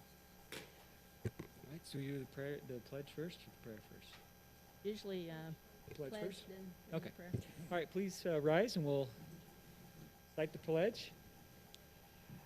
I pledge allegiance to the flag of the United States of America and to the republic for which it stands, one nation, under God, indivisible, with liberty and justice for all. I asked a friend of mine who helps with the Davis Arts Council to offer the prayer, but I didn't feel comfortable to bring her in here in a situation where we're in the middle of a pandemic, so I'm just going to say it myself. So, our Father in heaven, we're grateful for all of our many blessings. We're especially grateful to meet together as a legislative body and as citizens and employees of Layton City.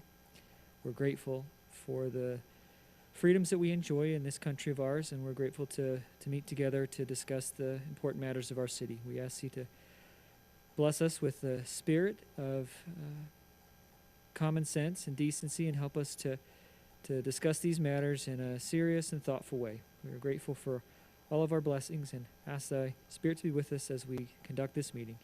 In the name of Jesus Christ, amen. Amen. Okay, thank you, Mr. Bloxham.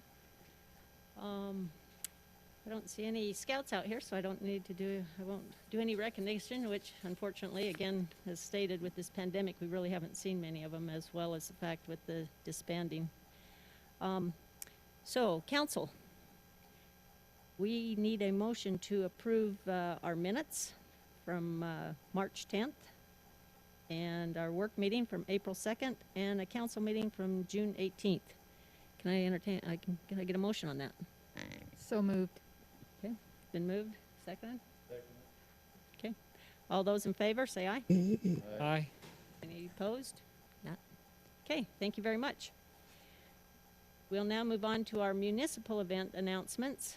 And so with that, I'll turn the time over to the council. If anybody has any announcements there?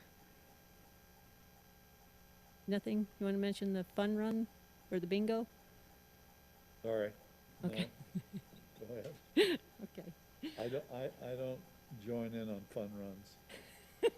Okay, I think that's an oxymoron. Okay, well, I'll just mention that with the July 4th celebration, typically we have the fun run and some other things we've done in the past and traditions. So this year, they've kind of expanded your July 4th celebration to pretty much go throughout the month. So from now through the 24th to the end of the month. And there's an online registration if you want to do there's a 5K run, or you can do it as a walk, or there's a more fun, less run event that's for the kids. They're still doing that. In addition, they've got a bingo in the park game set up. These are just kind of some things that you can do individually or with your family. It's kind of fun. They've got some different things identified out in the park, and when you see them, you get to cross off that square on the bingo card and then be entitled to a little gift. So with that, I'm just saying, get on our website and you'll be able to kind of see some of those. And also, I believe they're still taking applications for any of the hometown heroes this year. They want to acknowledge any of the essential workers.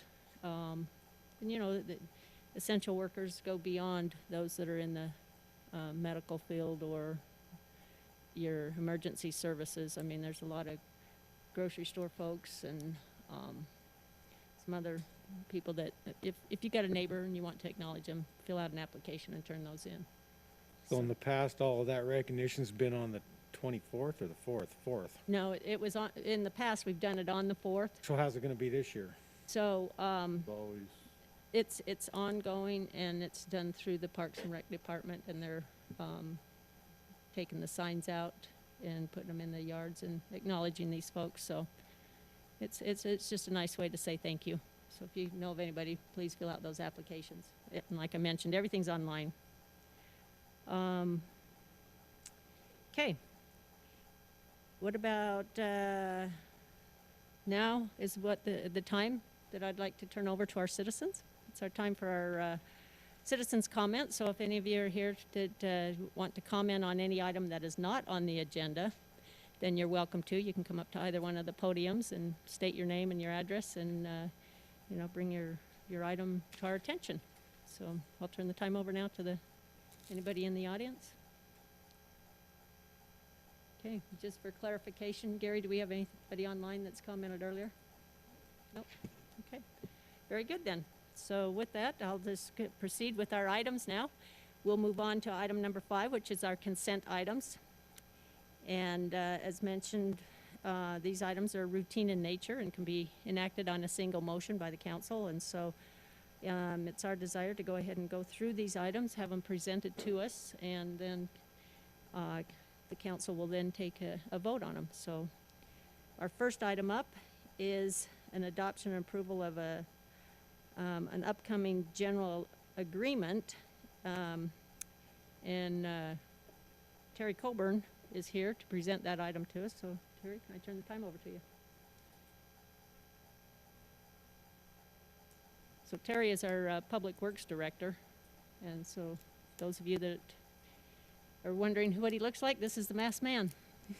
Thank you, Mayor. Bring before the council Resolution 2046, adopting and approving certain upcoming general agreements, permits, and easements, including a third-party relocation agreement regarding water facilities in the Antelope Drive area pertaining to the highway construction project identified as US 89, Farmington to I-84 in Davis and Weber counties, Utah. UDOT is engaged in constructing the highway project identified as US 89 Farmington to I-84 in Davis and Weber counties. UDOT has awarded a contract for the project, and the design-build contractor will design and administer construction of the project. Layton City owns and maintains existing public improvements, facilities, properties, and easements within the roadways at various locations within the scope of the project. UDOT's project construction necessitates relocating, adjusting, or protecting a portion of the city's facilities, as well as working within the city's right-of-way in relation to the project. There will be several general agreements, permits, and easements requiring execution of documentation as the project progresses along allowing UDOT to perform said relocations, adjustments, or protections of city improvements and facilities, necessitating the timely execution of said documentation. Third-party relocation agreement between UDOT and the city is one such document and details the specifics of the relocation of the various water facilities in the Antelope Drive area. The city will retain ownership of the relocated water facilities once the project has been completed. Staff recommends the council adopt Resolution 2046. And let me just add that basically what this does is it's for routine type documents that need to be signed, like moving one of our water lines out of there right away, into the road. The mayor or the city manager can sign these to expedite. Instead of waiting 2 weeks, we can get them expedited so we don't slow down this $800 million projects. Any betterments that would be entered into that come up would be brought back to the council for council's approval. And with that, I'll take any questions. I have one, and this might actually be for the man that's not sitting in the chair right there. I don't know where Gary went, but, Alex, you might be able to answer this. Not that I have anything against you or anything, but we're taking this away from the council to at least have a set of eyes on it. And the way that it's written now is the mayor nor the council could ever have eyes on it. I would feel more comfortable if it didn't need to come to us, but that the mayor be the one that at least sees it and signs it, so that there's been at least one of our eyes on it. That's kind of a thought. Yeah, in fact, the way that the document is written is that the mayor or the city manager has the ability. It's not just the city manager. And so as the mayor and I have talked about this, the initial approach would be to, if the mayor is available, to have her sign it as a matter of course. And if she's not available, I'm here every day, obviously. Okay. That I would sign it. Again, these are non-monetary Yeah. issues. They're routine in nature. We actually had a discussion with UDOT yesterday on the 89 project, and this was one of the issues that they were very concerned about, because they're waiting for a lot of federal permits. The Bureau of Reclamation and the city and the state are literally on top of each other with utilities and easements all through the 89 corridor. And we actually mentioned to them, unsolicited, to their UDOT team, that we were proposing this tonight for council consideration, and they were delighted and said that will make such a significant difference. They're well behind in certain aspects of that, waiting for permits, and when the BOR gives those authorizations, they need to move. They want to move quickly. So this will be a real blessing. But yeah, what you articulated, Councilmember, is exactly the understanding that the mayor and I have. I would be the secondary signer, and if she's not available, then I'll sign them. And Okay. But otherwise, it's elected official. Okay, great, thank you. Council, any other questions on this item? No, I had the same concern, but I understand the need for it. Because the other two that are following, it says the mayor will sign. Yeah. The next two items. Okay, so with that, I'll excuse Mr. Colburn and ask our legal counsel, Mr. Gary Grayton, to come up and address the next two items, B and C, on our consent items. Thank you. Mayor, members of the council, we have two items on the agenda tonight, and they both involve the technology and wireless service and fiber service. Verizon is the company that is actually making application. Verizon bought out Nextlink. Nextlink owns a line that goes all the way through the city down Main Street. It doesn't stop anywhere in the city, but it just kind of travels through the city. We renew that franchise for them every 5 years. And so they're about 5 years behind getting this renewed, but their line is still in the Main Street. So the first item is just the adoption of an amendment. The second item is the actual request for the ability to put fiber in our streets. Very limited. They're actually putting fiber up around Heritage, north of the mall, the Heritage Boulevard up there north of the mall. There are a couple of clients that they have up there, and they want to put fiber in the ground. They will also use this fiber to accommodate 5G should it ever come through here. We've been told by Verizon that 5G, when they put 5G in right now, they're really putting 4G in. And they only want and have sites right now on the big cities like Salt Lake. Even Ogden is not quite big enough for the 5G network that they're trying to put out. So it'll be some time before that they actually connect up to that. The other requirement that we made in these agreements is that they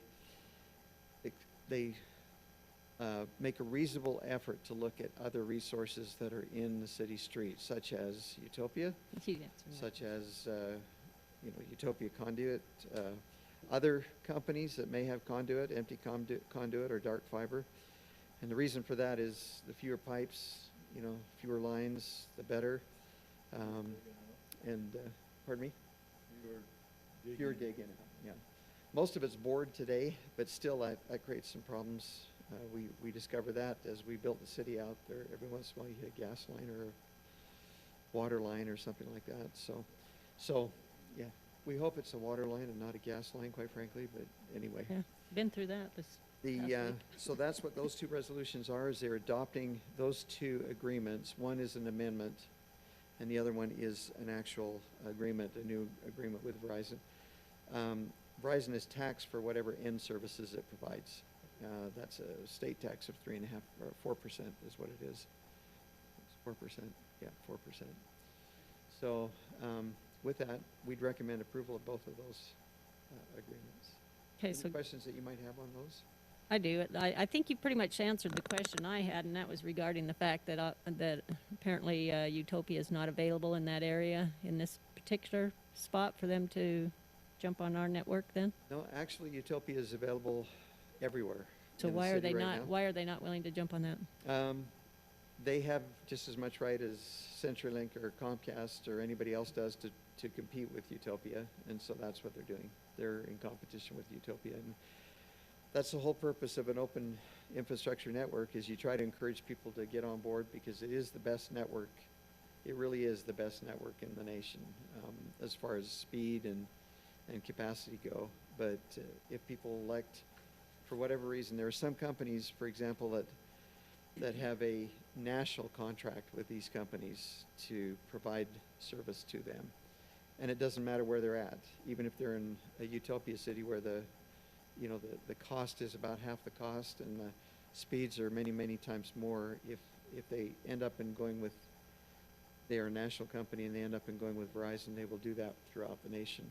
And that's the type of thing they're looking at. That's the reason they're really not expanding much beyond that right now, is because Utopia is all over the city right now, and it's doing a fantastic job, building very, very quickly, and businesses are using it, and citizens are using it.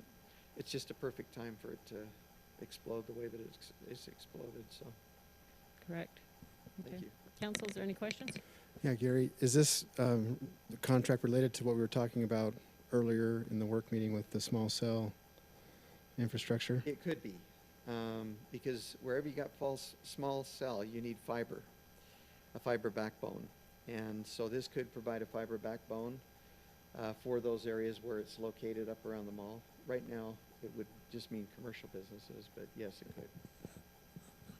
They'd need to come in for another contract or another agreement, a master license agreement for that. Any other questions? Okay, thank you very much. Okay, that takes care of two more items on our agenda, so we'll move on to item number D. And it is my understanding that Katie, Mr. Crane. I thought Katie was going to do this, but, Let me introduce Katie to you. okay, thank you very Okay. much. Katie Ellis is the newest attorney in our office, and she comes to us from the city we're going to annex to the south, Kaysville. No. That was recorded. wasn't Are it? we voting? I say no. You But wanna she reverse the 1920, huh? interestingly enough, you remember Nick Mills that was here, some of you that have been here long enough to remember Nick. So Nick trained Katie, we trained Nick, and so it's just kind of a repeating thing, a circle. But we are grateful to have Katie with us. She comes to us with considerable background in the area of drafting. She worked up at the state legislature drafting legislation with state legislators. Now, if you can understand what they want and put it in words, you Yeah. really have a talent. And she does have a talent for putting these things together. When we bring these back to you, we're redoing our code, different sections of our code. And when we bring them back to you, you're going to notice there are a lot of changes. Well, the majority of changes, Katie will tell you, are probably, we're trying to make it all uniform in the way that it's formatted. We're on a new system called MuniCode, which actually instantly translates whatever you do tonight into an actual code section. And so we're trying to get the numbering and everything correct. And Katie is our expert at numbering, but she is also fantastic when it comes to different areas of the law. And this is her area of expertise, which is grandma. Not talking about the old lady with the cane. We're talking about the Government Records Act, Management Act. So with that, I'll turn the time over to Katie and let her just, how many pages are there, Katie, in this thing? Oh, gosh. Yeah, done. Yeah. So we'll go through each page patiently with you, and we'll be here till midnight. She You want has everybody to promised log off that now, huh? We've summarized it to a single sheet, and we'll tell you what the major changes were up at the legislature. The majority of them, the changes that you see in front of you are more format changes, taking one section, putting in another section where it made sense. So I'll let her go to town. Okay. So thank you. Council. It's nice to be here. It's nice to meet all.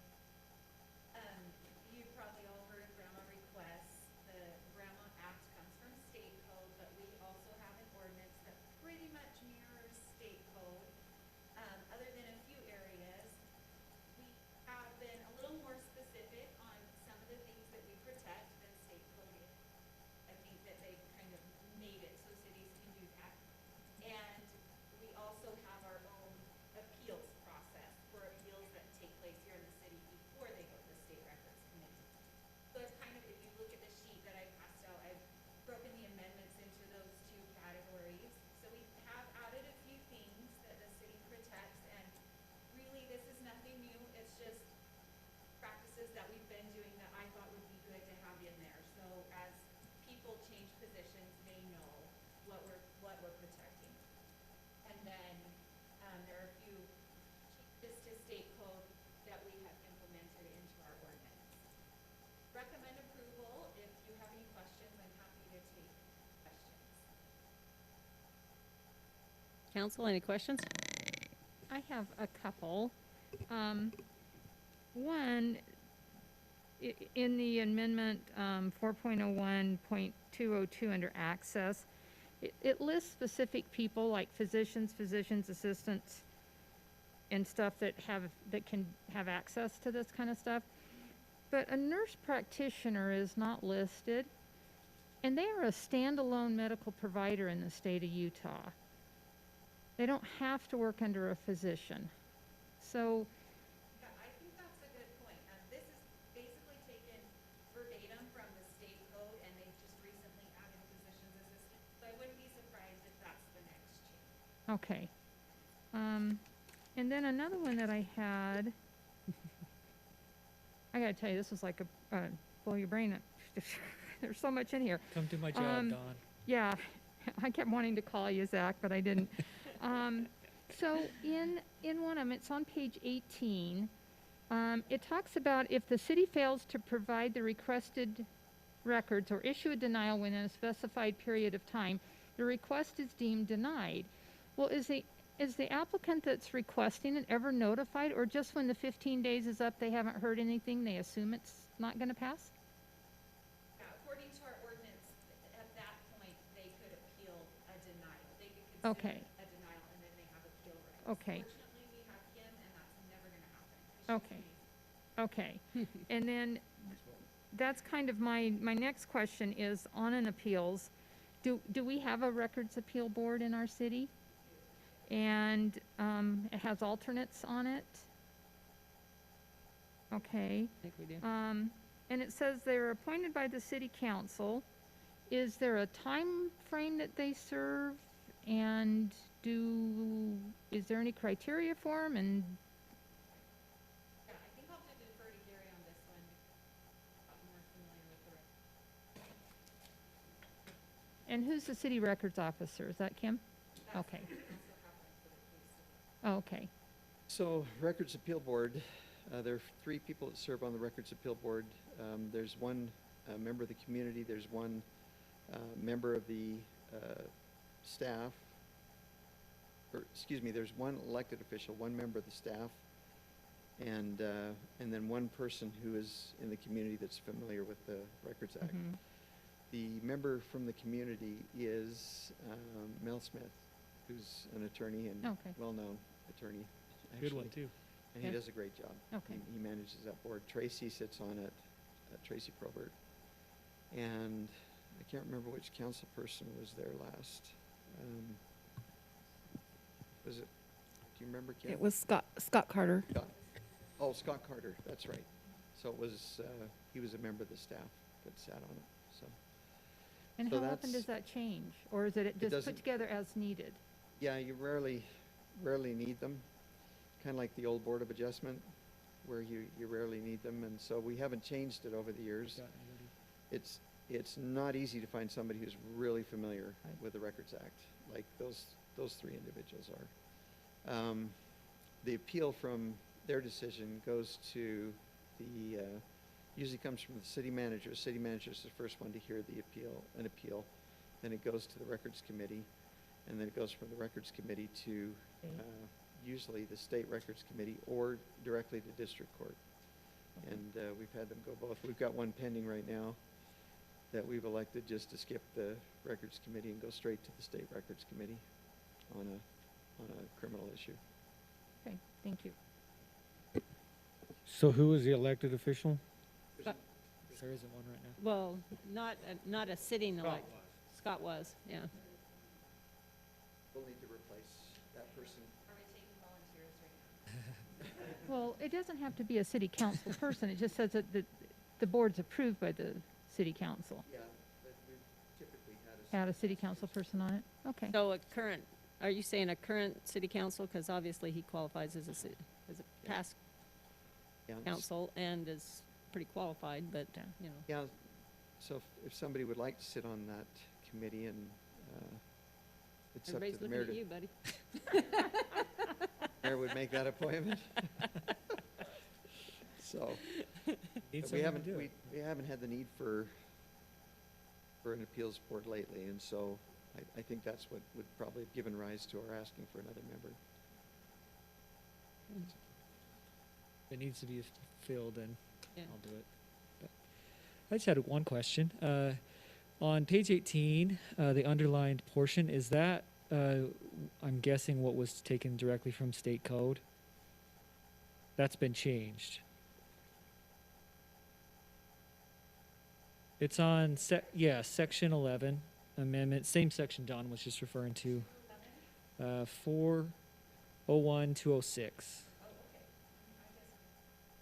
guess, that one is straight from the state. Okay, yeah, because it reads as a member of the legislature, but it doesn't really distinguish that they're acting under their fiduciary capacity as a legislator instead of just individually. And so I was just curious. So that's a state law problem, not an ordinance problem. Okay, thank you. That was just my question. Those are good questions, you guys. Any others? Okay, well, Katie, we want to say welcome aboard, and we're pleased with your presentation. Thank you very much. Okay, next up is a reappointment of our planning commission. So Mr. Wilkinson would come. Mayor, council, this is, we've had a couple of our planning commissioners who just recently expired, Brett Nilsson and Brian Allen. Brett Nilsson has served since 2014. He has one more eligible term, so 2017. Both have done a great job. They both expressed a desire to continue. Brett currently serves as our planning commission chair. He's done so for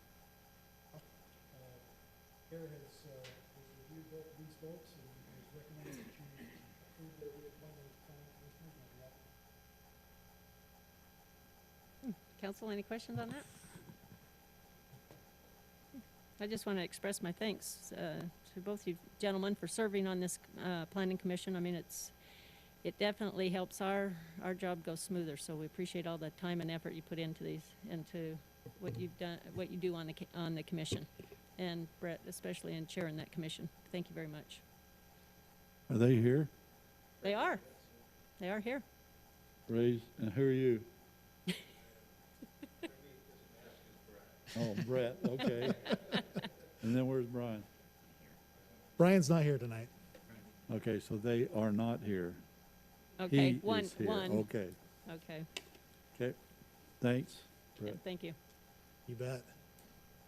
Next item is fairly straightforward, really something that we normally process through a property line adjustment. However, this crosses phase boundaries, so we are bringing this forward as a plat amendment. This is an adjustment between two of these lots in the subdivision.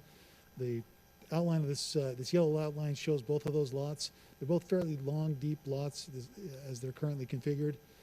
This is lot 312 in phase 3, lot 412 in phase 4. What the request is to adjust the boundaries of 312. It'll become a different lot number at that point.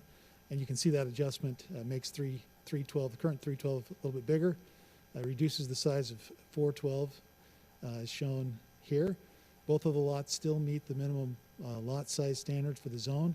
And again, this is something that normally we do through a property line adjustment, but because of that phase boundary, we've brought it forward as a subdivision amendment. We are recommending approval, and I'd be happy to answer any questions if I can. Council, any questions on this one? Okay, seeing that there's none, Chad, thank you very much for presenting the items. Okay, council, that brings our consent items to a close, basically, and so I'll entertain a motion, and if you wouldn't mind, restate each resolution or ordinance that we've discussed here. Well, I make a motion that we approve them as read. Okay, so item A is resolution 20-46. Item B would be resolution 20-43. Item C is resolution 20-48. Item D is ordinance 20-15. Item E is resolution 20-47. And item F, That's just an approval. just an approval. Yep. So with that, a motion's been made. I'll take a I'll take a second. Okay, it's been moved and seconded. All those in favor say aye. Aye. Aye. No opposed? Okay, thank you very much. We will now move on to our public hearing portion of our meeting. And with that, council, I think what we'll do is we'll deal with each item and be able to vote on them individually. Okay, so with that, we'll start with, actually, just for the record, Mr. Wilkinson will be presenting all of the items tonight, A through D, but as I mentioned, we'll vote on each one of them separately. So we'll start out with item number A. So go ahead, Chad. Thank you. Mayor, this is an item to change, the proposal to change the text of our current zoning ordinance. The applicant is here with us tonight, and I think was going to plan to speak during the public hearing portion of the meeting. The request is to change the setbacks standards for the RS zone for accessory structures in a corner side yard setback. The diagram that I show on the screen right now is a diagram of our existing and the proposed setbacks. On the right is the existing setback standard. It's a requirement to have a 30-foot corner lot side yard setback standard for accessory structures. You can see that illustrated there on the right. On the left is the proposed with a 20-foot standard. That's the proposal from the applicant. This is consistent with a change that was just made by the council just a couple months ago. A separate request by another individual to change the primary setbacks for the principal structure in an RS zone from 30 to 20 feet. You can see that illustrated there on the right-hand side. This would make those accessory structure setbacks consistent with the principal structure setbacks. This was reviewed by the Planning Commission, and they did forward a recommendation of approval to the council, and staff would join in that recommendation of approval for ordinance 20-23 to change the corner side yard setbacks for accessory structures in the residential suburban zone from 30 to 20 feet. I'd be happy to answer any questions. And again, the applicant is here if you have questions for him. I know he's planning to speak. Council, any questions? Okay? Okay. Thanks. So with that, since this public hearing, we need to have a motion to open this public hearing. So moved. Okay, any second? Second? Okay, thank you very much. All in favor? Aye. Okay, our public hearing is now open. Any comments? Anybody wish to make a comment on item number A? Please come up to the podium and state your name and address for the record.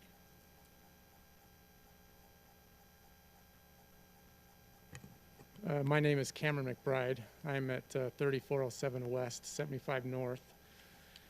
And the reason for the request to make the setbacks consistent with the other zones, the other single-family zones, is partially a desire to, as someone owning a trailer and 2 teenage kids and 1 more on the way, keep our cars off the street and sidewalk currently, especially in the winter. That's a problem. But where we're running into challenges also as part of the zoning ordinances is that there is a maximum 25% hard surface requirement for a rear yard. With a 30-foot setback, it becomes very difficult to meet that requirement and still have the detached garage deep enough to accommodate vehicles and trailers, etc. So the hope is not only to, I guess, try and keep our other vehicles where they need to be, especially in the winter, as I've mentioned, but be able to have that structure be large enough to accommodate current vehicles, which is, to be frank, I don't know that we'd be able to do it without this change because of the 25% maximum set or requirement for hard surfaces. So that's the primary reason for the request. The intention is, I know that some concern was expressed about vehicles being on the sidewalks. That is the intention of this, is to really prevent that. There is, of course, the risk of being parked in the driveways, and because the rest of the city zones for single-family residences are already have this expectation, I can imagine that whatever we've done in the past as a city to be successful in maintaining that before, we can continue to do in this situation. So that is my reason for the request. Any questions on that? I got a question. Could 25 foot accommodate your hard surface in the back? No. So even at 30 feet where I originally, or excuse me, at 20 feet where I proposed it, I'm at, I want to say it was 25.2%. Now I could make the garage shallower to accomplish that at 25 feet, but then I don't know that I could fit a trailer or a boat in there. How big is your structure? Right now it'd be 29 feet deep.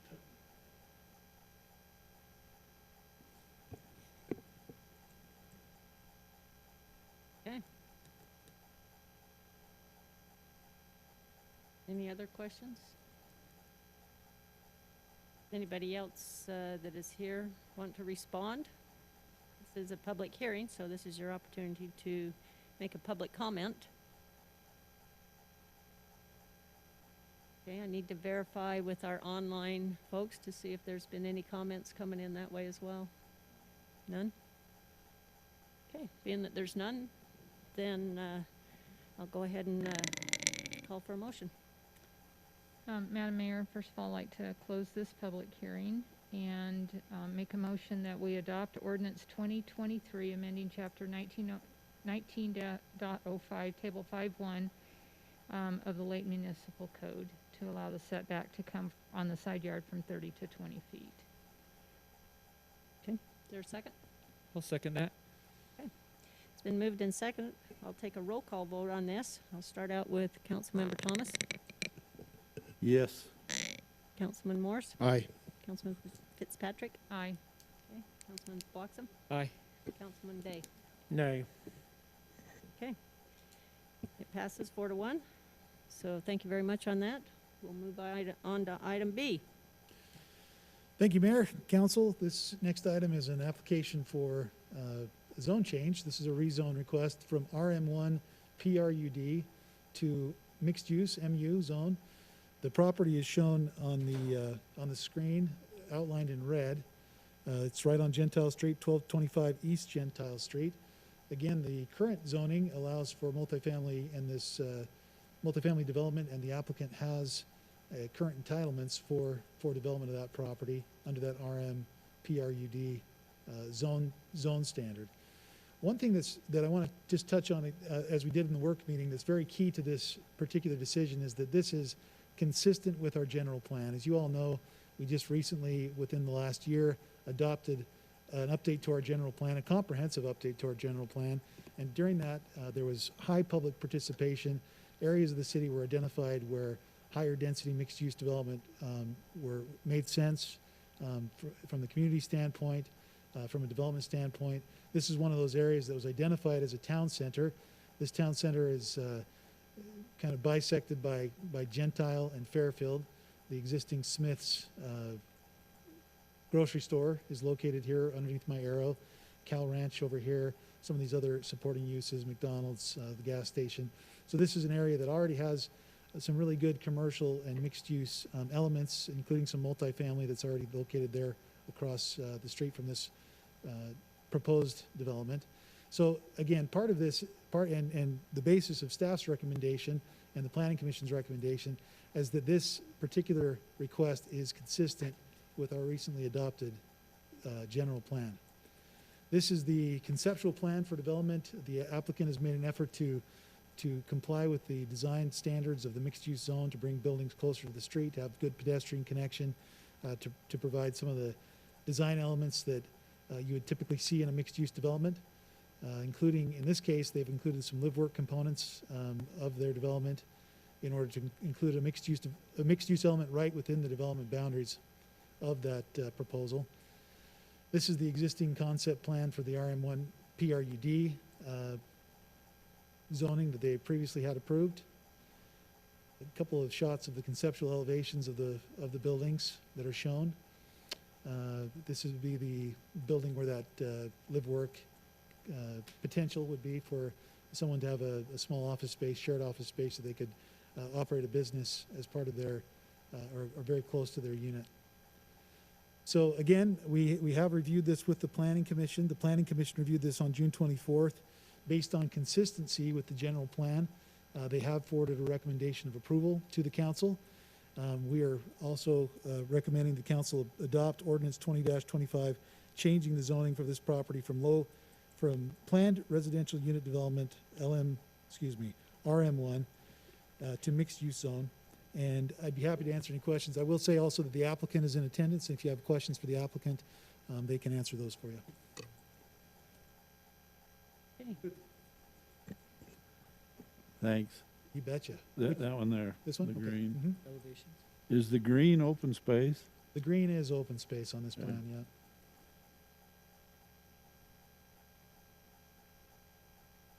Okay. Does anybody else have any questions? I have some of the applicant. Okay, this is a public hearing, so we want to open the public meeting. Sorry, you guys, I probably misled you. I know that we opened the last one and then closed it. Let's just go ahead and do one motion here. Let's reopen our public hearing and leave it open for this item and the next two after that, so we don't have to keep opening and closing the meetings, but I will take an individual roll call on each item. So with that, we need to reopen this public hearing. I move that we, well, go ahead, Hey, Tom. Dave, I'll second it. Okay, Okay. reopen the meeting. Okay, thank you. It's been moved in second. All in favor? Aye. Okay, thank you. Okay, with that then, the public hearing is now open for item number B, which is the rezone of the Lamano property. So with that, we'll accept any public comment at this time. Again, come to either side of the podium, state your name and address for our records. Go ahead. My name's Mary Schaefer, Okay, and my talk- address is 250 North Adamswood Road. Can you kind of eat the mic when you talk? Sorry. Oh, sorry, can you hear me? Thank you.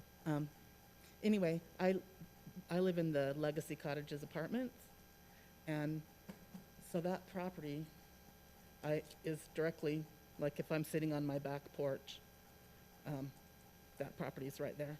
And I love it right now because it's awesome, because the deer come, and the birds. It's a very nice view of the mountains. And my concern is my view being blocked. That's just, I don't know what else to say. So they're planning on building houses there? Or apartments? Condo units, Is that the plan? townhomes, condos. Yeah. Okay, how high are they gonna be? Okay, this is a rezone request, so we don't have that yet, but certainly the applicant's here if he would like to comment on that. Yeah, that was the only comment I wanted to make. Okay. I hate to see that nice land changed. Chad could answer what the maximum height of a mixed use is.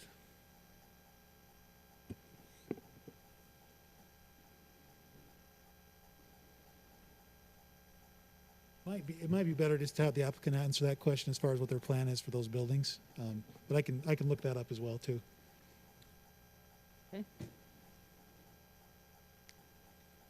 would one of the applicants want to go ahead and come to the mic and please state your name and address for the records? And again, with the masks and that, if you guys can kind of lean into the mic and speak clearly into the mic, that will help with picking up all the audio. So I'm Zach Lamano, and the buildings are going to be about 32 feet, I believe, overall. So they're 3 stories high at the max. The side units are only going to be probably 20 feet. So So, Mr. Lamont, what is the intent with that building for? How do you Building plan on for- making a mixed use out of it? So currently, it has a space below for a shared conference room. It's like, I want to say 17 by 18 feet for the entire complex. It has a manager's office. It has a parcel room that'll be shared as well for all the mail delivery and anything like that. And then the 2 lower units will have access from Gentile Street off the sidewalk that are laid out to be a mixed use sort of office space, or if someone owned, let's just say a hairdresser could lease that space that lived in the resident itself. So the residential units are actually 2-bedroom, 2 baths, and those are laid out to be literally a mixed use space where they could use it in that capacity. Or if someone wanted to use it as their actual office space that doesn't live there, it could be rented out in that same capacity as well, or used in that capacity. So it's really anything you can think of to make that work. That's why we're considered a mixed-use building. Even the units upstairs could basically be that capacity as well. So there's multiple things going on in that unit itself, and you asked how big it was. It's like 50 feet by 40 feet. So it's a pretty good size space to be functional for multiple items. Let's Okay. put it that way. What drove your decision to not continue with your RM1 PRUD ordinance versus coming in and requesting something different? I think the use of the land, for the most part, would be, I mean, we only gained about 13 units, but I think with the way that it's laid out with our buildings now, we can make it more appealing visually with how they are, as opposed to chopping it down and having covered carports and things like that. The way the buildings are structured are, in my opinion, going to be pretty sightly for Layton City itself. It'll complement the temple going across the street. They're gonna look really nice, and there'll be covered garages. Whereas if we reduce that capacity, we're gonna do carports, things of that nature. So I think that'd probably be my answer. So in the mixed use, there's no requirement, as far as I'm aware of, for amenities, but there is in a PRUD. So what drives that you don't want to provide anything for the residents to, I mean, you're talking 53 units, that's a lot of people to have absolutely nothing to do. I think we have enough space on that site that we could provide that, if that's something that the council would like to see. There's a big area with that retention pond. There's a good size area of greenery just behind that mixed use building. I want to say that's 50 feet by 30 feet that we could apply a small playground, something, volleyball court, bocce ball, pickleball. And we could put it all in there. There's plenty of space there to really accommodate activities for that community if we wanted to do it. Okay, thank you. And then I have a question for Mr. Wilkinson.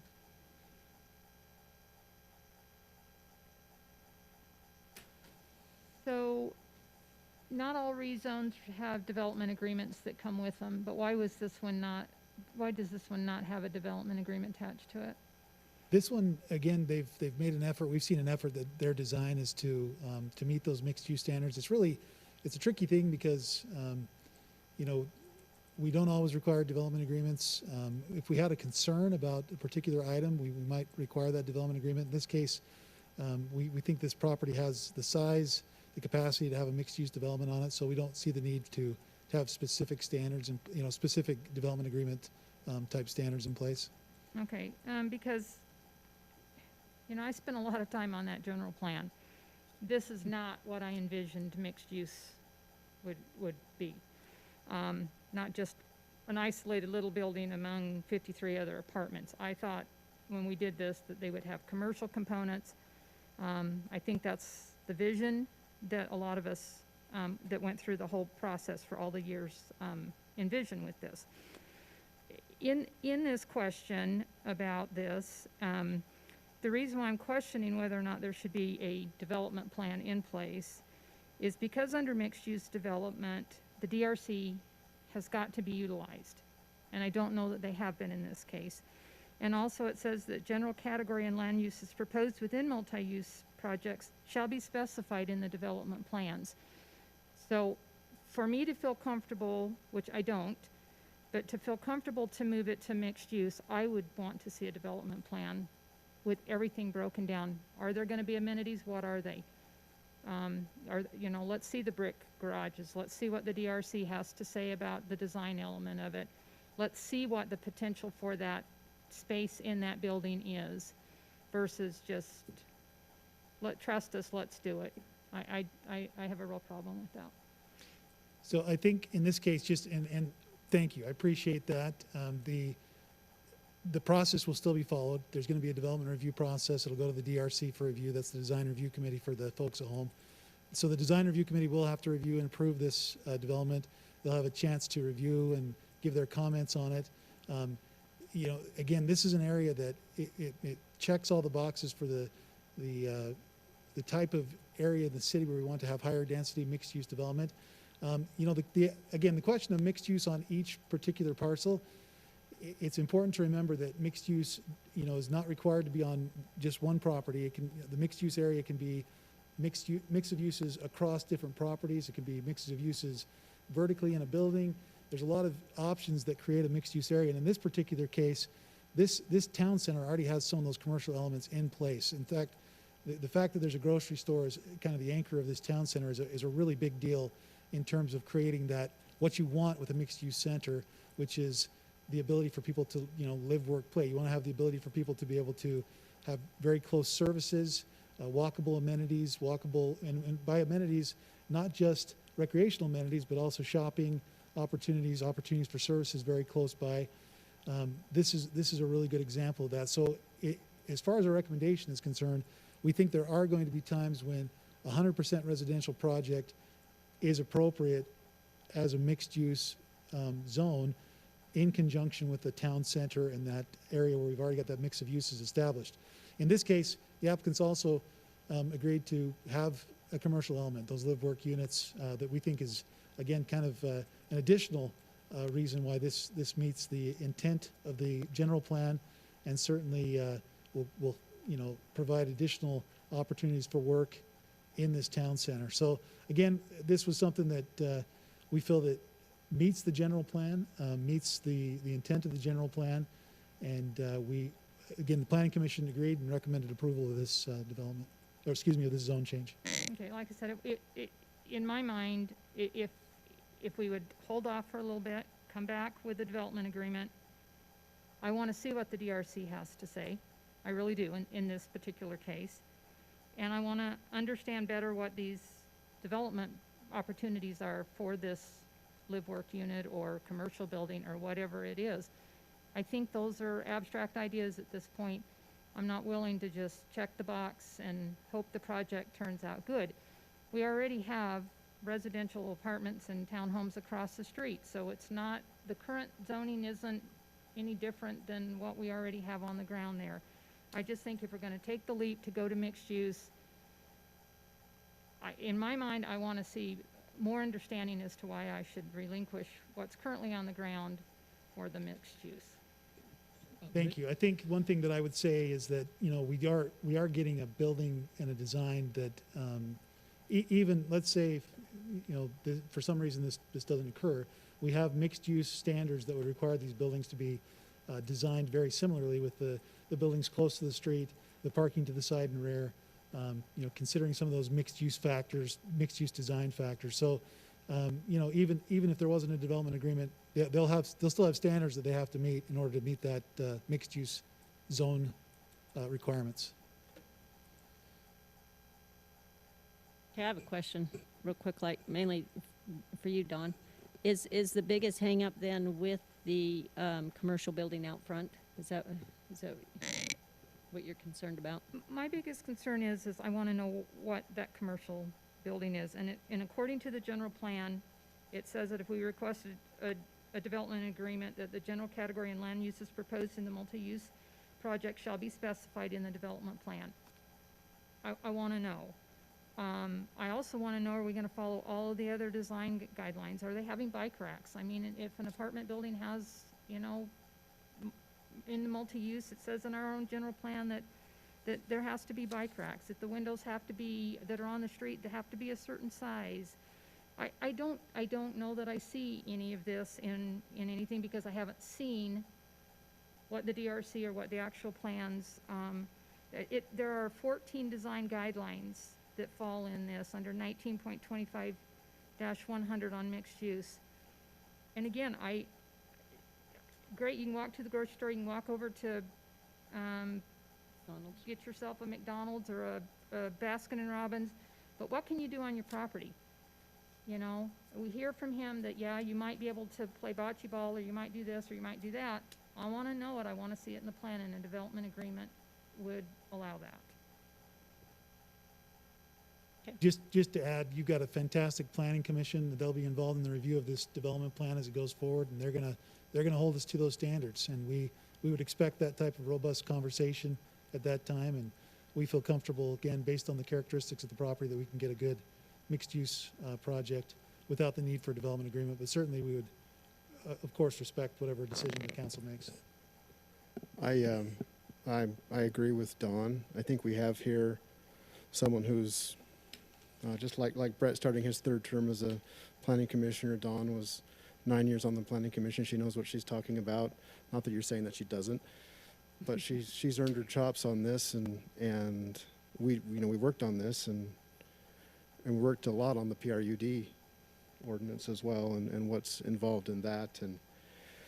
And this is one building from being a PRUD, and so I guess I'm not wanting to vote against a zoning ordinance or a change.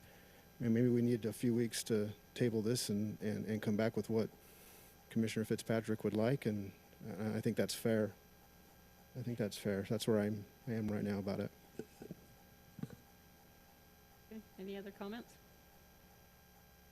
Did you have previous amenity ideas that you had when the current zoning?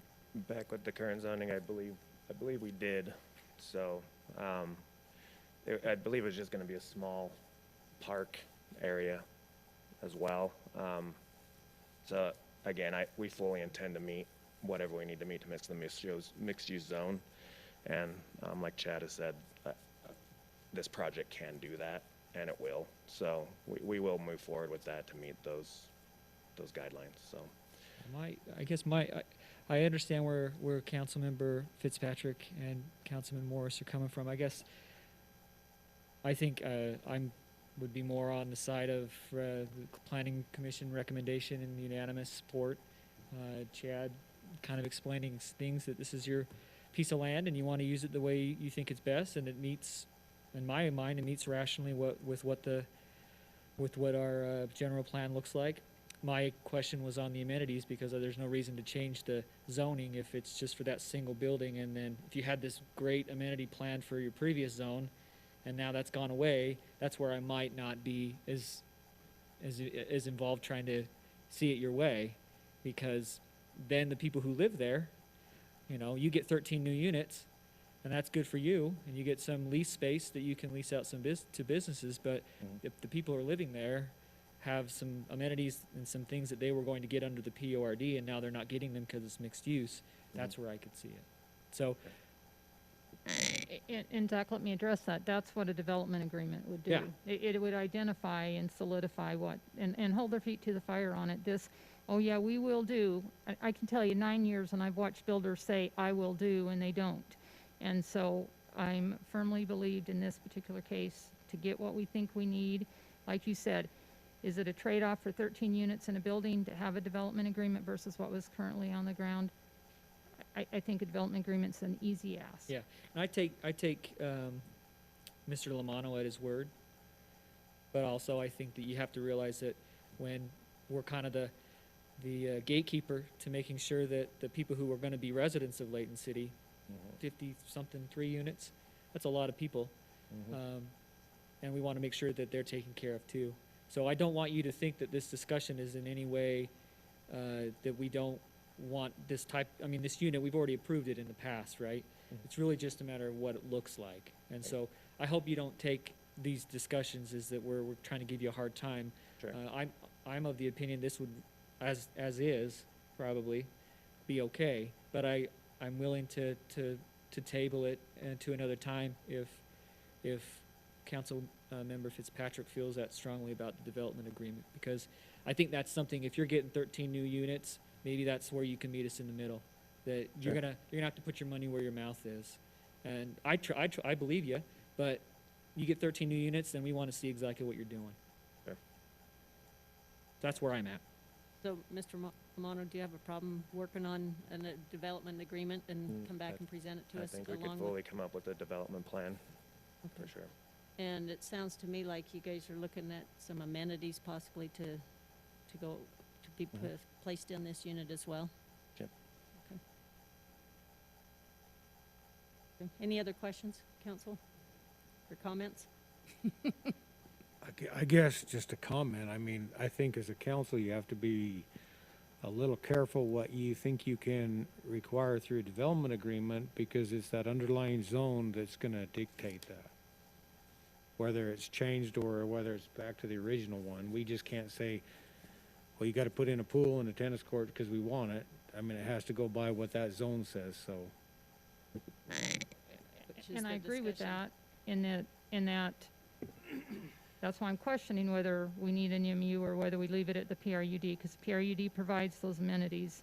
The MU doesn't have to unless we can come up with a development agreement that puts them in.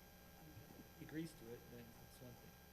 Well, yeah. And he seems pretty apt to finding what we want. Okay. Okay. Do you have any last comments? I mean, because this is a public hearing and I want to open it up for anybody else, should they need to comment on it. I do not have further comments.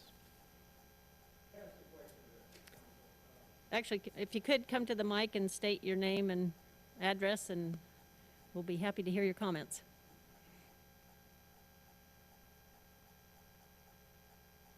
In regards to just, Okay, wait, state your name. I'm sorry. That's okay. I'm Brian Lamano. And the question I have is, the other proposal we had, or when I got the 40 units adopted, was, to have maybe a park or something in there, or some kind of playground. Are you looking for anything beyond that, or I'm trying to figure out what the magnitude is, because what you would want in there, because, we're not opposed to looking at, a certain playground in there. We have a nice design for the street options and everything that we don't think the city's ever seen, so it's going to be pretty nice. But I'm just curious what you would want, so that we would know that whether or not it's feasible or not. And so if a small playground is good for the tenants and stuff like that, then yeah, that would be something doable. You know what I mean? But if you're looking for, higher amenities than that, it's going to be hard costs on this project. You know what I mean? And so what we did is we took the city's design that they gave us, the building concepts and everything, and we've been trying to work with the city real close to come up with a building that is better than just 3 12-plexes down there. You know what I mean? And with garages and stuff where it's more aesthetically pleasing to the eyes and stuff like that. So we want to work with the city, but it's just what else? I guess the question is, what amenities would you want? That's a fair question. Well, I think I asked, is it your brother? No, You guys brothers? he's my son. Oh, wow, you look good. Not saying you don't. but Actually, good job. Yeah, but when I asked your son, just what were the previous amenities? Yeah, we had playground Okay. playground options in there for the tenants, you know what I mean? So, but that's really all that was there. Yeah. But we're willing to bring that back. There's a place, in fact, we discussed it not even before this even came up. I said, well, that area behind the commercial building could be pretty much used. We can make that totally all park area for the tenants there. We can shorten the cement. We can do a lot of things.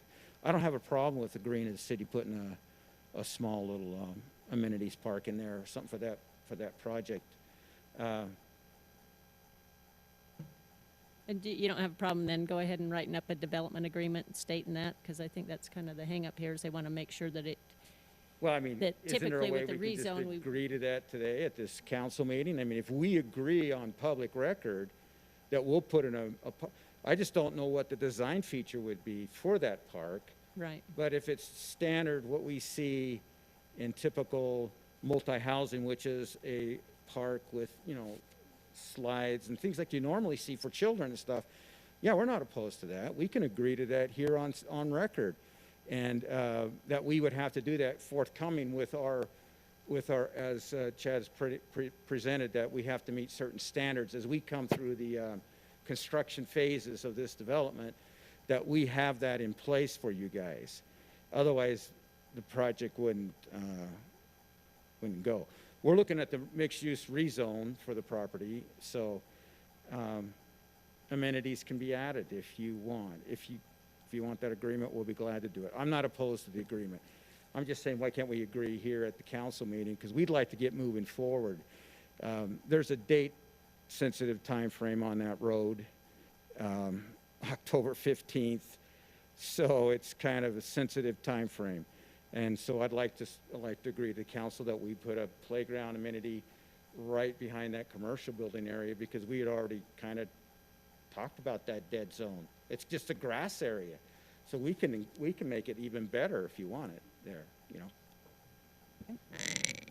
My other concern is what are you trying to accomplish on that lower level? What are you looking at recruiting or leasing to? So it's a shared workspace, so meaning that those people in that area, in the part of the complex, could use that area as whatever they're using it for. They could use it for insurance office. They could use it for whatever the people in that complex would want to use it for. They actually could be leased out to a separate entity if they wanted to be for commercial use in that area. There's a lot of ways to use that space. I don't know. I mean, there's a lot of ways. So the upper 2 floors are residential. Well, we designed that building working with the city. They sent us to multiple complexes and places, so they said, go look at their shared workspace and see what they've got. And so we actually went down to Salt Lake City and looked at Block 44 and a few other places just to see what the concept was. And so we came up with the same design feature that Block 44 had. In fact, we're using the same thing that Block 44 down in Salt Lake City is using, just to have that place open so people could come in and use it for whatever, commercial assurance or anything that they wanted to use it for. I guess I don't understand building 4 completely then. So is the entire lower level commercial? It can be. But, I mean, the back side of that building is basically an office, parcel place, and a conference room. So there's 3 units there's 3 units up top and there's 2 units on the bottom, but there's also a big conference area and everything that could be used for those people as a shared work area. So. Okay, so Chad, then back to the requirement that's in our multi-use about the first floor. If it's partial residential and partial commercial or office space, how do you address the minimum footage on the floor? That it has to be at least 12 feet high. Height, they do that all the time. You just build that bottom level. You can have a residential structure with that higher plate height as well. So Okay. it's just the floor plate, happens all the time. Okay. All right. Are you good? Just a question or Sean, another comment. question. You don't want to hear me. I'm a little bit confused in the fact that changing the zone, you could basically, I think, lay out the same new plan on your existing zone. The only difference really is that little 2 units or so of live work. So that's where I'm kind of having a problem is, you've already got it, you could lay it out different. You don't have to stick with your old layout. You can change it to something like this as the existing zone. Okay, I'm not following you. What we did was we came down to the city. The city gave us some design options. They actually give us pictures of everything that they liked as far as in this town center that they wanted. And so we designed that building that we've got based on that town center design that they gave us. And so we used those pictures and everything. I didn't bring them with me, but that the city gave us to have access to the street and a few other things, at least along that frontage. And so that all the units in there would have that feature. The buildings themselves were designed based on that what they gave us. But wouldn't that fit as well on the existing zone? Other than maybe closer to the road in this zone compared to the old one? So there is that design element of having those buildings pushed closer to the road. There is an increase in the number of units. That previous approval had a cap on the number of units that they could have. So this does allow them to increase the units a bit. Well within the planning for that corridor, you know, it's not a huge increase in density, but it is an increase that would not be allowed by the current zone. But the current zone or this zone doesn't necessarily dictate what the building's gonna look like. Well, yeah, they do. Yeah, they do have design standards for both zoning districts. This one allows you to, again, get that more of a mixed-use design element where you have the buildings closer to the street. So there certainly are some other alternate design standards with the mixed use. And both of them have, I mean, via setbacks, via building height, both of them have design standards.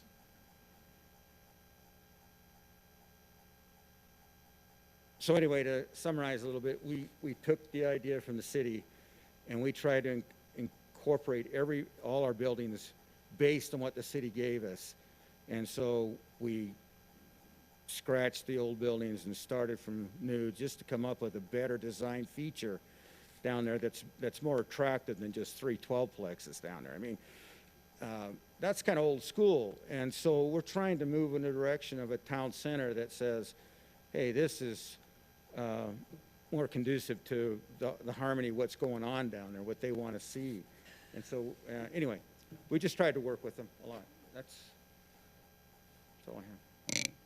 So I just have a question for Gary. You awake over there? Can we take his word? Is it binding if he says that he's willing to do amenities and follow all the guidelines, or do we need it in writing?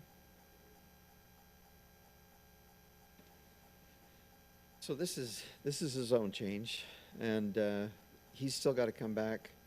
He may not get anything of what he's asked for, because he still has to go through the administrative process of you evaluating, or the planning commission evaluating different aspects of his project. He may not get the number of units he's asking for. He may not get, you know, the density, or and they may require all of those things, because we're not at that stage yet.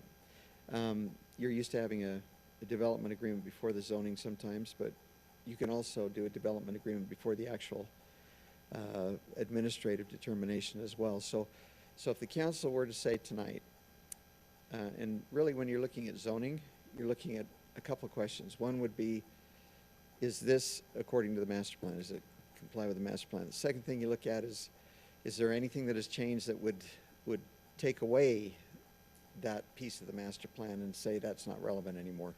Or was there a mistake in the master plan? If there wasn't, then you got a pretty strong indication that when you put together this master plan and said MU is a good zone for that area, that the city is saying MU is a good zone. It doesn't mean this is a good plan, to your point, city councilperson. It doesn't mean this is the plan that will end up. You could give instructions tonight to the planning commission to make sure that they come back with a plan, a development agreement, and a plan that reflects what you're talking about, which is maybe more open space, more more space dedicated to recreational type use. But what you're looking at is just the underlying zone right now, and to Tom's point, you know, yeah, once the zone is locked in, it's locked in, but guess what? The plan isn't locked in. You can do many, many different things once, according to your development plan, your design development plan. But this is just the first step. If you feel that it really needs to be designed all that, you know, that far at the zoning stage, then you'd make a decision to delay the zoning, to delay approval of the zoning. I wouldn't make a decision to refuse the zoning, because if you do, that's a year wait, right? Those of you that have been on the planning commission, you'd have a year to wait before you could apply for anything similar to this. So tonight you're here looking at the zoning, you're saying, yeah, that's appropriate zoning for this site, and you're giving him instruction, well, we don't like this plan. You come back with a plan that shows a little more open space. Come back with a design development agreement that meets the criteria in the ordinance for mixed-use ordinances. That's probably the way that you could do it. So the answer to I know it's a long answer. Attorneys always give long answers to short questions, but the long answer to the short question is yes, you can actually ask him on the record tonight to come back with a different plan, a plan that varies somewhat, to put together a development agreement before he actually comes before you with a site plan, or before the planning commission with a site plan that reflects those types of things. And you could do that. So Gary, just to review though, we would, if it was changed tonight, the zoning, we would not see any of that. That would be the planning commission that would decide all that, That'd be correct? the planning commission, yeah. So, So you would give them instructions as to exactly what you wanted, and then they would put those instructions into play in a development. if they meet the zoning. If they meet the zoning. If they don't meet the zoning, then we can't require that. Yeah, that's correct. They have to meet the zoning requirements. You're right. You're exactly right. So within the mixed-use zone, there's a whole bunch of requirements. A whole bunch. It's exactly what you're talking about, the 14, was it 14 or? It's the 14 design guidelines, but I do not see amenities as part of that, As one of them. So, unless I missed it. So, It's a little bit of a different, I guess, animal than a PRUD, in that you're looking for design standards, right? So really the emphasis of the mixed-use zone is on design, pedestrian design, making sure that this works well as a mixed-use development. In the case of what they've kind of shown conceptually, we've looked at that. He's absolutely right. We've looked at it several times, many times, with the applicant. They've included pedestrian connections. We've talked about pedestrian connection throughout the site. So they're looking at that. It's not necessarily that you wouldn't have amenities there. It's just not, unlike a PRUD, it's not one of those things where they're trading amenities for density. It's just this is a different type of a zone. You can see they've got, there's a lot of open space on this particular plan, and part of that is what they've done to design the buildings so that they can have additional open space. And one of the things you'll see in those design standards is talking about areas that are not, buildings should be things like plaza. I just had my finger on it, and I just looked away, and it left me right now. But those are the kind of things that, they should be looking at as part of their development, is to have areas that can really, developing small, I just found it again, developing small plazas along pedestrian routes, having new buildings that are oriented to adjacent open spaces without dominating them. They've got some adjacent open space that these are actually oriented toward, which is what we want to see. So again, just a different type of a design consideration. They do say incorporating or integrating elements within pocket parks to serve adjacent uses. So having that discussion about, amenities, I think, is on the table, even under the existing zone, or the proposed zone. okay, very good. Well, along that line, I think you got to realize that it's 2 acres, 2.10 acres or something. It's not like you're going to front these buildings on a whole big old bunch of open space or something. If you take the dimensions of the open space you're talking about, they're small. You're not gonna get a big park. You're not gonna get this kind of stuff. It's a small piece. So I think for me, it's asking myself, do I need to go to a MU and up the units or just stay with it is? Yeah, because I also read in the general plan that the RM zoning located on adjacent arterial streets and in some circumstances, major collector streets. So the zoning that sits on it is applicable to the location. As far as the town center across the street, we have the same zoning already on the ground. And so I don't know, I'm really struggling with this. And again, the 2 acres, that's why I asked the question, what's a lot size or what's the size when it comes to, because our own general plan, kind of mentions that, like I mentioned earlier, that There definitely would be some parcels that, based on size or configuration, wouldn't be appropriate for mixed use. This is not one of those. In our recommendation, this is one you can make it work. I will say there is one big difference that I want to make sure is understood, that with this mixed use zone, we're going to have the ability to create a mixed use style of development with those buildings closer to the street. Right. That's not necessarily Right. something we'd get with that RM zone. So it's important for the overall vision of this town center that we have the ability to get some of those mixed use design standards. And I get that if we have like a whole frontage of like whatever this building is, it's on Gentile. If the whole bottom of the front, was a mixed use where it could be commercial, like we have at Case Crossing, where, you've got all the businesses on the bottom. That I get. I just don't know if it's worth 53 tenants not having access to usable amenities to put a little building and call it mixed use and pull the buildings to the front. I'm really hung up. And if we've screwed up in doing our general plan and the mixed use residential doesn't address amenity use, I think we messed up on that. Because the PRUD, we hammered that home in residential, that there has got to be something for people to do. And I'm sorry, this doesn't do it. And there is nothing close that does it. So I have a real problem. If we cannot make amenities as part of this, I can't support it. And I don't know how we need to do it, and if it's not coming back to us, not that I don't trust Brett and them, but, he's hearing it, so hopefully they would do it. But I would hate to vote for something that I didn't see down the road get what I think should have to happen. Just, I don't mean to belabor this, but just one more point. It does require that we review things like plazas. We just read that section about pocket parks. There is provision in there for review of those types of things. Unlike a PRUD, we're not necessarily giving points for those types of things. We're not giving additional densities. The densities are based on their ability to meet the parking and the setback standards for the zone. So it's a different zone. It's a different mindset of zone, and the most important part in this zone is design. We want to make sure it's designed correctly so that we have that pedestrian friendly and mixed use design elements in this town center. And it's, again, we've looked at the city through the general plan. We said these are the areas where it makes sense to have these higher densities, or a mix of uses. And again, mix of use doesn't mean it has to be on that same property. It can be across those properties.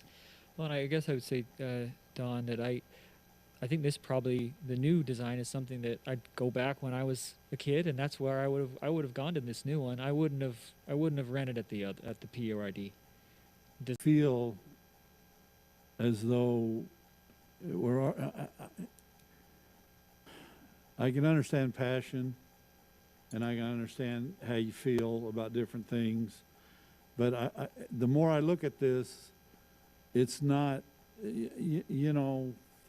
40-something units, 53 units is no big deal, okay? Now, and I don't get the commercial deal at all, sorry. Never been on the planning commission for obvious reasons. But, if they want to have commercial below, I don't have a problem with that. I assume you've got, is that apartments out front or something from the building? That's a can, it's not, it is? Yeah. Okay, you say live, so that means either apartments or condo or whatever. Okay, well, I don't, those, you know, I don't know what we're arguing about, kinda. I kinda do, I'm sorry, I kinda don't. Because you got, whether it's one way or another, you're still, we have the ability to say we don't like it. Is that right? And we can say change it. Okay, now, if we allow this to go to an MU and it forfeits something, then I understand. But if we're just, you know, can we say it comes back to us? So I Because think evidently we don't trust it not coming back to us. if you were to ask us to do a development agreement and come back to you before we change the zoning, we certainly could do that. No, I But mean after we change the zoning. After you change it, it goes to the planning commission, and then they would review it based on the zoning standards. Can we tell them it's got to come back to us? Not by ordinance. Once this has got that mixed-use designation, the review process is to go to the planning commission. Okay. Okay, let me just check with our online folks and see if there's any comments that we need to entertain at all there, or questions or concerns. Okay, all right. Sorry about that, Gary. I know you do multitasking here, so I appreciate that. For what it's worth, I will give you my opinion. I personally like the new layout. I think it accommodates what we want in our plan. I also think that adding the element of the playground equipment in there would definitely enhance it, and I would highly encourage it. And if we need a development agreement in place to make that happen, and the applicant seemed to be okay with that, I think that would be great. But, you know, this, I know you guys are the ones that have to make this decision, so I will allow you to, you know, do the business as you see fit. However, let me just check and see, was there any comments? So 0 comments, okay. Seeing that there's none online, is there anybody else in the audience that would like to comment on this public hearing? Okay, being that there's none, I would entertain a motion regarding the rezone request for the Lamano property.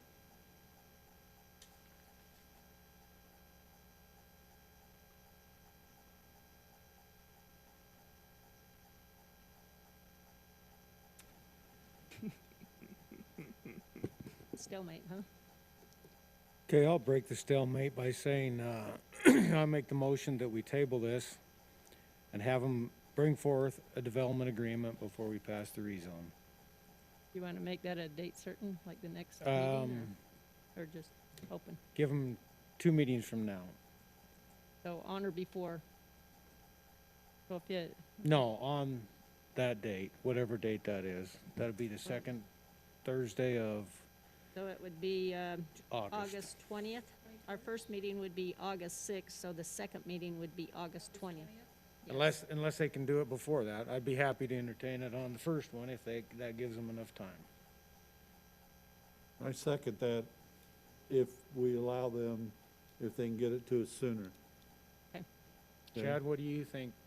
I think this is a pretty minor issue. I think it's something we could craft a development agreement pretty quickly on. Okay, let's go for the first one then. As to not Yeah. delay it any longer. Okay. So there's a motion on the floor then to accept, to table this until the August 6th meeting, pending a development agreement with the requested items in it. Is there a second? Dave, oh, excuse me, yes, Mr. Thomas seconded it. So with that, I'll take a roll call vote. We'll start with Councilman Day. Yes. Councilman Bloxham. No. Councilman Fitzpatrick. Aye. Councilman Morris. Aye. Councilman Thomas. Yes. Okay, there you go, 4-1. Thank you very much. Now we can move on to item number C, which is another rezone request and a plat amendment. So Chad, do you want to present that item to us? Thanks. Yeah, and we didn't talk much about the plat amendment in our pre-meeting, but I'll just cover that briefly. This is another zone change request. This request is from R16 to mixed use. This is another area that was designated in the general plan for mixed-use development adjacent to a town center. You can see that this is some language from our general plan that with appropriate setbacks and height limitations, these mixed-use corridors can provide a transition buffer between intensive arterial streets and less intensive single-family residential uses. This is in an area that was designated. You can see that kind of brownish, a little bit different color than the yellow to the south there. That's the area that was identified as a mixed-use corridor in the general plan, and also immediately adjacent to the town center, identified there at the intersection of Fairfield and Gordon. This is the property outlined in red. The amendment, the plat amendment, has to do with the fact that there's two lots there that they would be combining into one. So that is a part of this request, is to amend that plat to combine those two properties into one. Again, just the surrounding uses, you've got the Buddhist temple there to the, immediately to the east, school across the street to the north, the existing Fairfield Square that's under construction now as part of the mixed-use town center there at Gordon and Fairfield. And then again, another example of a place where we've got a grocery store anchor already in place, some supporting commercial uses already established in the area that can support the concept of a town center. This is just a quick review of some of the constraints there on the site. They do have a buffer requirement that they've agreed to do on the south side of the site against that single-family residential that will remain in that R16 zone. So that's just illustrating what that would look like. They'll have some, the plan is to retain as many of those existing trees as they can. That was something that was important to us, and we've worked with the applicant. They're willing to do that. Again, we have a conceptual plan that's been submitted that would have to go back through the review process, shows that buffer, shows the things that are in place there. In this case, we actually have more than just a statement on the record, but we have a letter of understanding that is an agreement that will go with the property that will require that buffer along the south property. And the reason for that, in our code, our current mixed-use code, there's two options for the buffer, and it gives them the ability to choose among those buffer options. Because of the nearness to that single-family home, we've wanted to go with the more restrictive of those two buffers. Gives a little more space between the use to the north and to the existing single-family. So we have entered into a letter of understanding, and they've agreed to use the buffer option that requires that 10-foot landscape, and that'll be something that'll go with the property regardless of who develops it.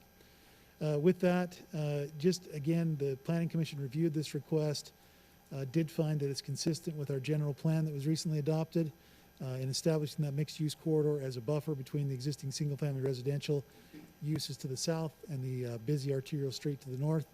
The design of the building, we've worked closely to come up with a design that would, again, follow those mixed-use concepts. With the site and the constraints and meeting that code standard, this is pretty much the option for the building, where that building would have to be located, meeting the mixed-use standards of the code and the standards that require parking to be in the side or the rear of the building. And again, they've agreed to these mixed-use development elevations for the building. And with that, the Planning Commission did review this at their meeting. They are recommending approval of both the amendment to the plat and to the zone change, which is ordinance 20-24, amending the zoning from R16 single-family residential to mixed use. Happy to answer any questions if I can. Okay. Council, you have any questions? We have zero. Well, with that, we'll go ahead and open it up for public comment. Anybody in the audience wish to make a statement or regarding this particular rezone? Again, make sure you state your name and address for the records. Good evening, Mayor and council members. My name is Mark Eddy, and my address is 1810 West, 700 North in Linden, Utah. And I represent the developer, the owner of the project here, as one of the owners. And just happy to answer any questions if you had any. Just wanted to state that I'm here in support for the record. Okay. Thank you very much, Mr. Eddy. Is there anybody else who would like to comment regarding this property? And we have zero comments right now coming in online. Question? Okay, Mr. Thomas, you have a question? Were the kids, the crossing for the school, I assume that's it right there? That's the How does that crosswalk. affect that? It doesn't, other than they are gonna be building some sidewalk along that area, so that'll, There's no Per- sidewalk now? I'm gonna go back to aerial. I think there's some, yeah, there's some new sidewalk that'll be built right there. You can kind Yeah, of see you're that talking about coming up from the south, right? from the south. There's existing sidewalk on Gordon, if that was your There question. is on Gordon? Yep. And so you're gonna cut it away, right? I mean, you're rounding it, or is it already that way? No, so that's the property boundary, but effectively, the sidewalk's already there. They're not gonna be cutting anything away. They're gonna be, just leaving that sidewalk as it exists there on Gordon. Yeah, I know, but as you come near the street to where where's the crosswalk? from Crosswalk there? could be about right Talking here. coming up Valeria. Valeria will have a new sidewalk that'll be constructed along Oh, that right there, Valeria Drive and okay. connect to the existing sidewalk. But that'll just be along this property. Just along this property, Correct. but it's a step in the right direction. Right. certainly. Yep. In that older development, there's no sidewalk at all. Oh, there isn't? So they're adding sidewalk Yep. in this So, particular okay. development. Yep, you can kind of see there on that. It's hard to see through the zone map, but there's no sidewalk on Yeah. those other parcels. So it's not gonna create a problem in some respect? No, it'll actually help with the Okay. pedestrian side of things. Okay. Yeah. Any other questions, council? Nada? Okay, I'll entertain a motion. Madam Mayor, I move that we approve ordinance 20-24, the rezone request and plat amendment for the Valeria and Gordon rezone and Wasatch Heights plat amendment. I'll second it. It's moved in second that we approve the rezone request. I'll take a roll call vote on this. I'll start out with Councilmember Fitzpatrick. Can I state why, Gary, if I'm voting no? I'm gonna vote no on this because according to our general plan, I think .38 acres is too small, to be a desirable MU, and I worry about, the parking, so no. Councilmember Thomas. Yes. Okay, Councilmember Bloxham. Yes. Councilmember Day. Yes. Councilmember Morris. Aye. There's your vote. All those, so we'll now move on to our last item of our public hearing, which is a development agreement and rezone request. Thank you. Just briefly, this is a request to change the zoning of a property from agricultural to CH. The property's outlined there in red on the slide. This is on South Main, just right toward the intersection with Fort Lane, where Fort Lane and South Main come together. This is the existing Wasatch trailer use. The proposed zone change would be just for one parcel. It's just this parcel shown in green, identified as parcel C on this slide. One of the things that we look at as far as the general plan is concerned, the general plan for this property is a business mixed-use, business park mixed-use type of a designation, looking for future redevelopment as, again, a business park mixed-use type of a development. Similar to what, in fact, I want to just really quick show one potential vision for that. This is the type of mixed use that we're talking about in this area. It'd be business park mixed use. So part of the challenge with having that type of a development is parcel consolidation. When you have very small parcels, it's difficult to achieve that type of consolidation for a development of that magnitude. So in this case, this is seen as a step toward that eventual business park mixed-use designation to get some parcel consolidation to occur. The applicant has agreed to consolidate some of these parcels as a step towards that, and agreed to, if it becomes available in the future, even consolidate additional parcels so that we get a really good, viable development site.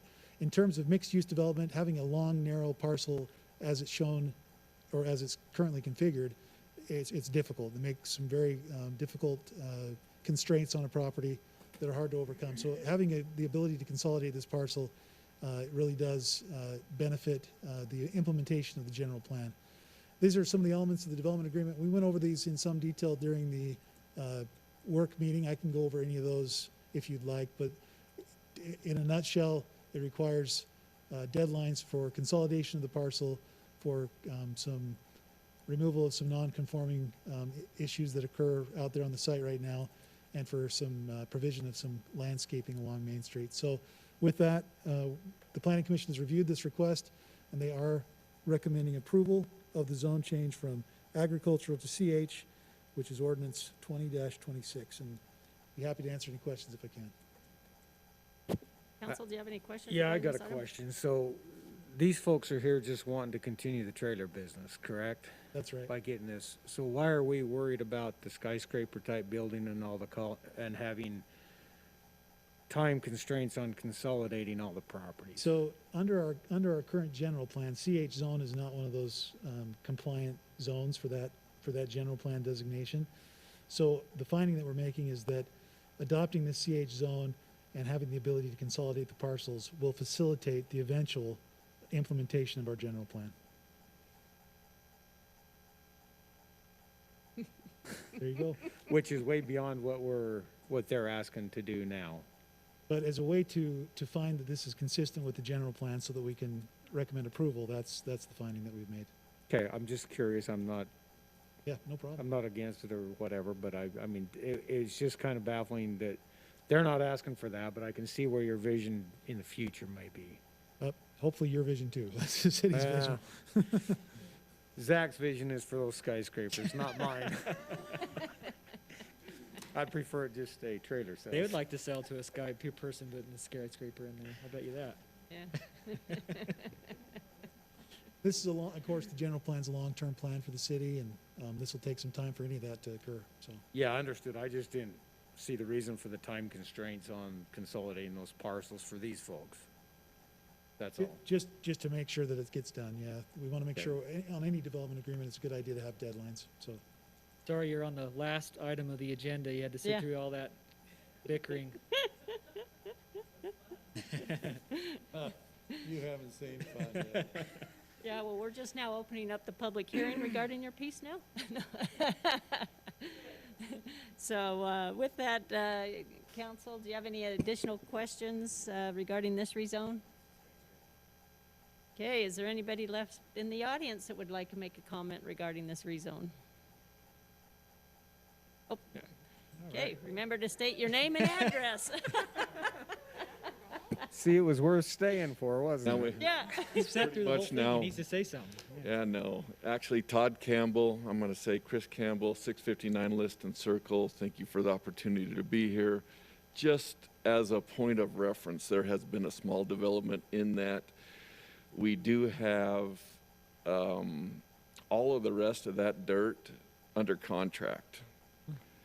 Okay. So that was a painful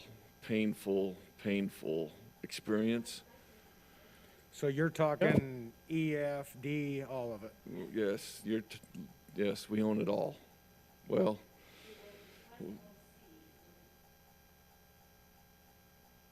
yeah, then we'll own, there's 5 point, help me, Chris. Yeah, there's 5.2 there total if you start at the south end of that dotted white line and move forward all the way up to F. So what you're looking at there is 63 Nordhaven and me in the Bahamas eventually. I don't know what you guys are looking at, but that's damn sure what I'm looking at. However you want to mix that up, I'm okay with. But no. We want to make that happen for you. Yeah, eventually. I still got some strength left in me for the trailer business, and I'm going to slug it out, and I'm going to create some more revenue and hire some more people and keep going and keep slugging it out. Past that, really, I don't have anything else I would say is probably going to incriminate myself, so I'm going to shut up.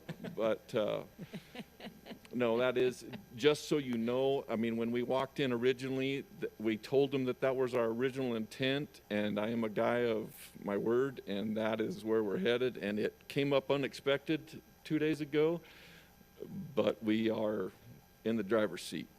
Awesome. Thank you for your time. Thank you. Yeah, thank you.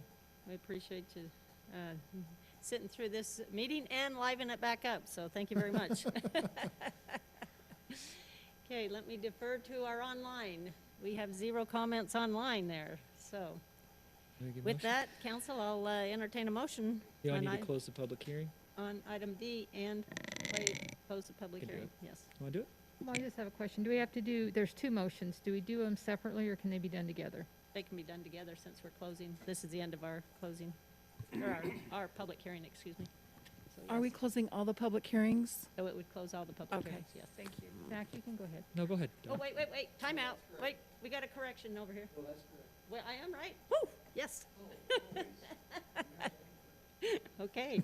So I need to make a motion to close the public hearings and make a motion that the council adopt resolution 20-45 approving the development agreement for the Campbell Agent Legacy LLC and to adopt ordinance 2026 approving the rezone request from agricultural to planned highway commercial. Wow.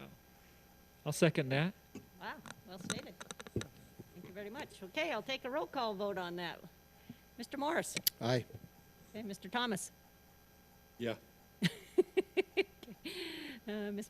Fitzpatrick? Aye. Okay, Mr. Bloxham? Aye. Mr. Day? Yes. Okay, very good. Thank you. That brings our public hearing to a close, and actually, we're down to item number 7 now, which is unfinished business.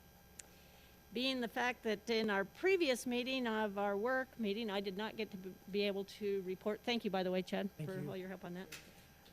On the mayor's report, I do have just 2 items I want to let everyone be aware of, even though it's the last and final item here.